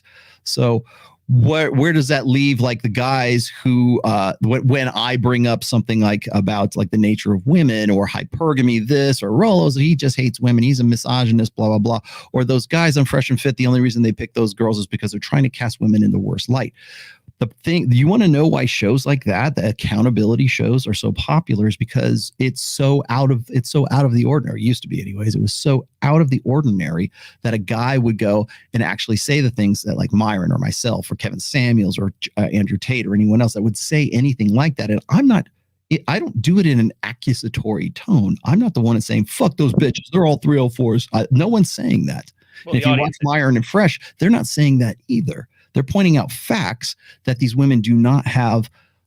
They've never been confronted with, and Jerry certainly not on a national. Has never hit anybody with a chair, but somebody always gets hit with a chair in his show. It's all I'm saying. Yes.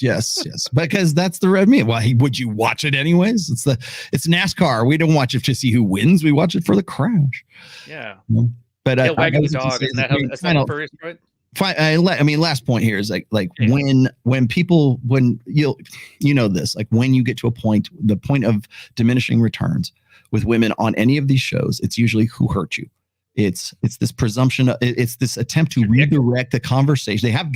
I got nothing, but you're a bad man for how you must be something psychologically damaged. There must be something wrong with you for even broaching the topic, for you guys even having this conversation or having this show to talk about the connection, a correlation between academia, women in academia, and the crisis of replicability. That's highbrow shit. That's why I said, ain't nobody got time. Nobody's going to watch this shit, right? But you and I are the research and development department, so we can talk about it. But if you put feminists in the chat here, they're going to be watching this. You put them in the comments here, they're going to be like, yeah, but only incels like yourselves would find this interesting. And it's like, no, that's a reframe to emotion, because you want to find you have nothing, so your response is an emotional response or an attempt to reframe as emotion. That's why I don't take it seriously, though, because it is an emotion. It's just an emotional knee-jerk response. So why aren't you laughing at it?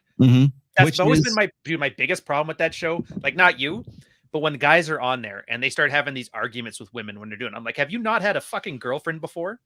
If your wife or girlfriend is acting neurotic like that, you don't start arguing with her. You start laughing at her. Amused mastery. Remember what the pickup artist did? Amused mastery. Agree and amplify. I am so pissed that not one guy on there ever goes on there and does any of this stuff. And meanwhile, telling me how great they are with women. I'm like, fucking show me, dude. Yep. Yeah, it's the can you rephrase that in some mystical wisdom? That mystical wisdom is the emotional appeal. Make this feel good. Make this information, this data feel good. Dude, and if they had good game, they could explain all of this stuff and still make the girls agree with them. I'll tell you who's a master of this is, or at least I believe so anyways, was Hotep Jesus. Hotep Jesus, he knows all this shit. He knows all the data. He understands the psychology. He understands his nature, men's nature and women's nature. And he goes and he still can vibing with girls, right? He can still like, they love him to death, right? Because he speaks the language. Now, anyone who is like these incel simps, black pill doomers, they're going to say, oh, he's simping for those girls no, he's communicating effectively, vibing with them. He's like, he's crazy like a fox, right? It's like a play a sucker to catch a sucker is essentially what the law of power is. But he knows female language well enough to say, you know what? I know the dynamics that are going on between us right now, and I'm a master player of this game. So I'm going to vibe with you and speak your language, which is the language of emotion. But I am still, when in Rome, do as the Romans do, right? When you're in the presence of women, do as women do, but still keep in the back of your head, like, okay, I know this shit.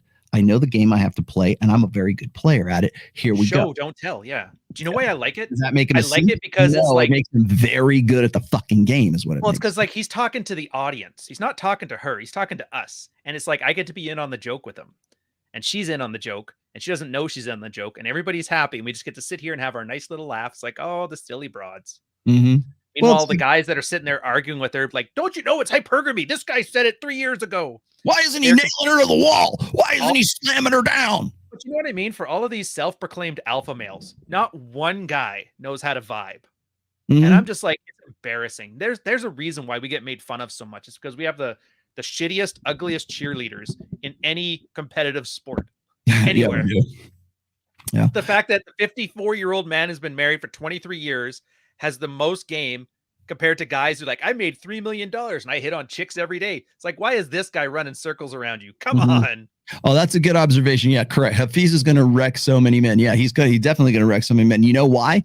Because his message is not, declarative memory and knowing all this, the backing. His is just dwell within your inner inness. That's all he knows. It's doesn't know style. All he knows is how to rephrase things in mystical wisdom. There's nothing behind it. It's like it's an empty suit. It's a plastic doll of a position.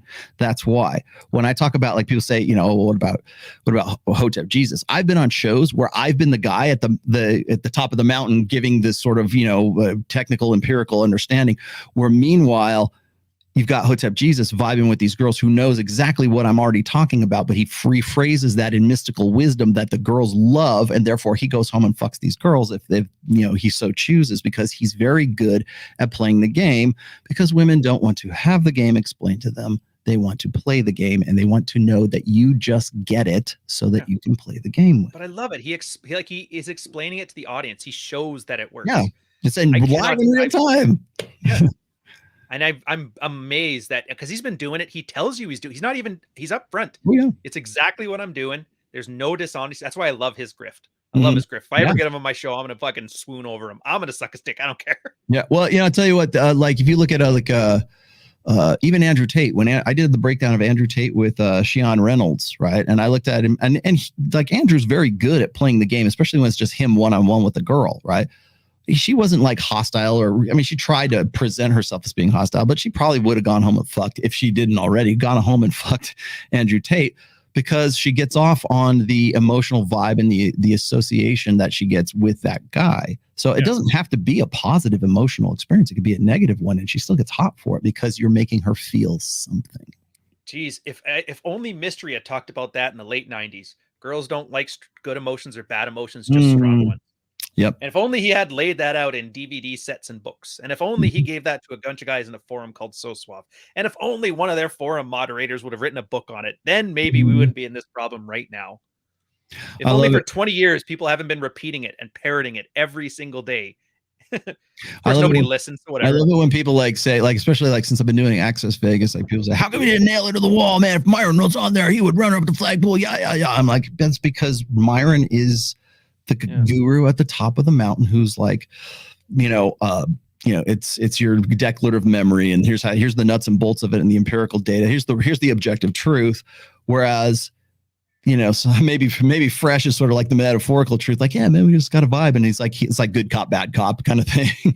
But if you are just about one or the other, like if you don't have any like sort of understanding of like the dynamics and the understanding of that objective truth, then the metaphorical truth does you no good.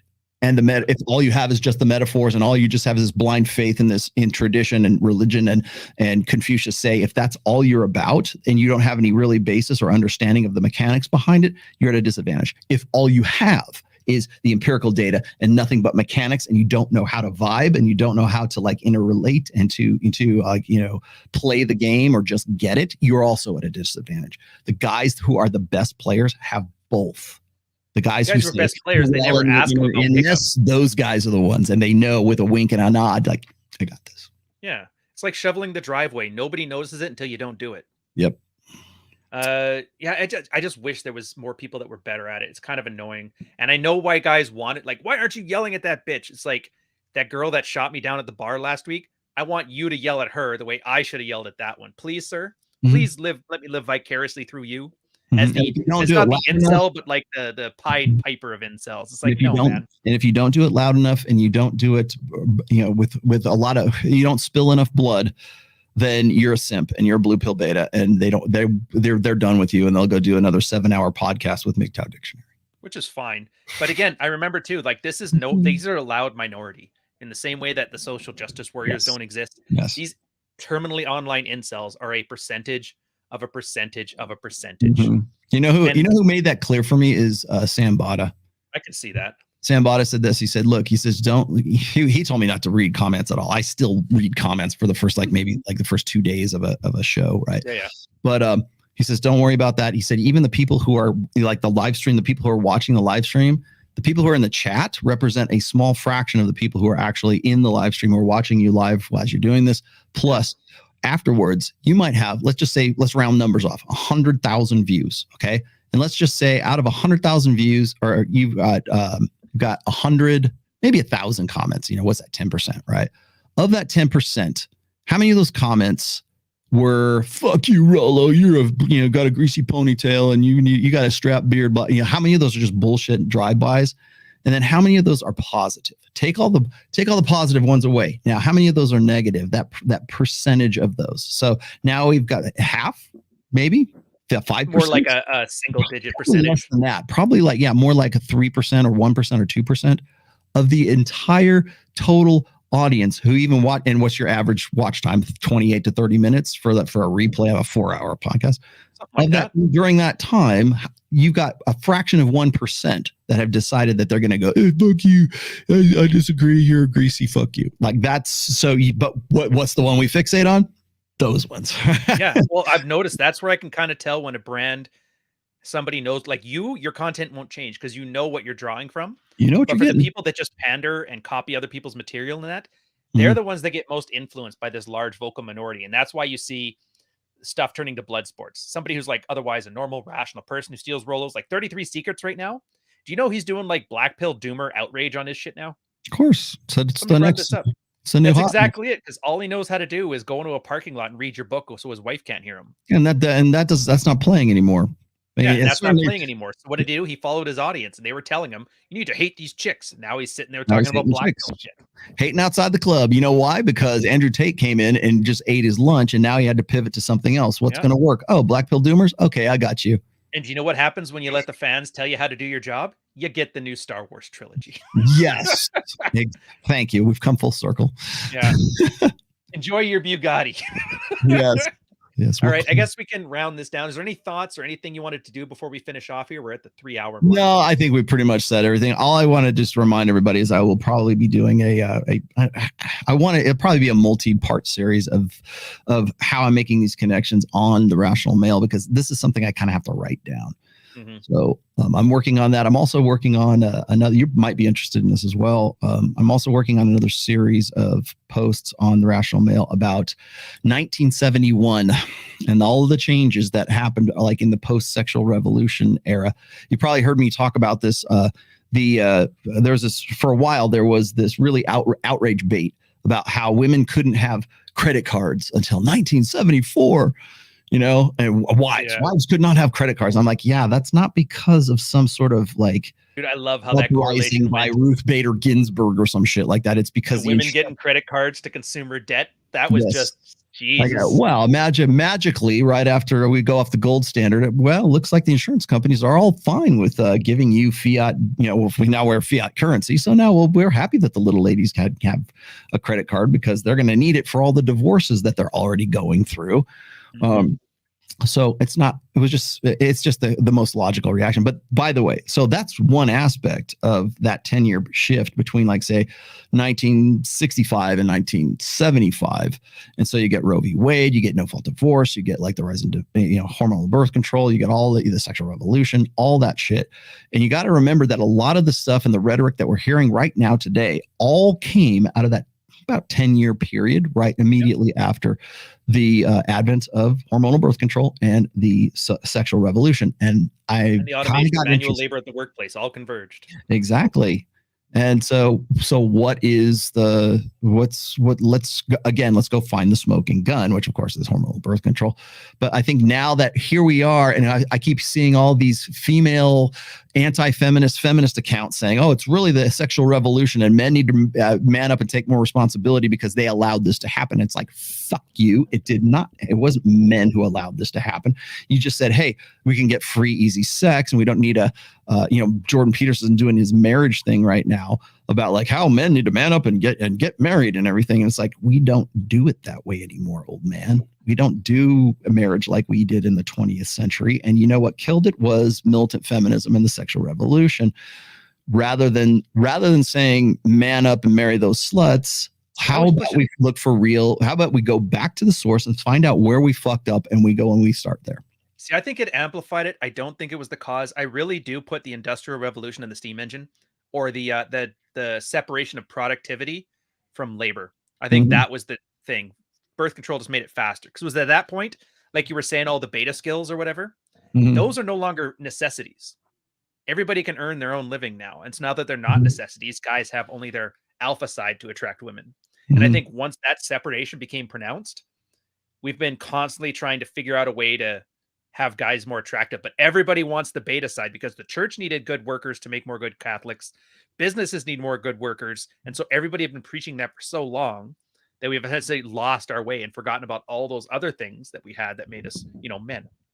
I love it when, like, I see, like, I know Dr. Peterson is doing this thing on Daily Wire. It's a 3-part series on marriage.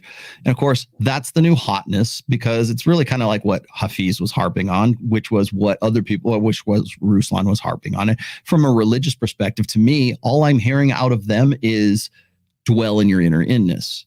All I'm hearing is, can you rephrase that in some mystical wisdom when the actual nuts and bolts in the empirical data, the quantitative data, like goes completely against anything that's sort of like blindly going into marriage right now. And the fact is like, I'm not dissuading guys from getting, in fact, if anything, I would hope that they would have a really great marriage. I'm just saying, like, here's what the data is and here's what the stats are.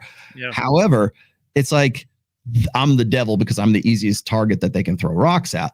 But the question isn't about like who's dissuading these young men from getting married. Like they think that the marriage rates are in the toilet because Roel Tomasi said, you know what, it's an all downside risk. No, they were generations of abysmal divorce rates. The best cheerleader for that. 1968 was when I was born. They were on the decline right then and there, man. So for I think the starting point, everybody puts the cart before the horse. It's like, well, why are the marriage rates so low and why aren't men taking responsibility?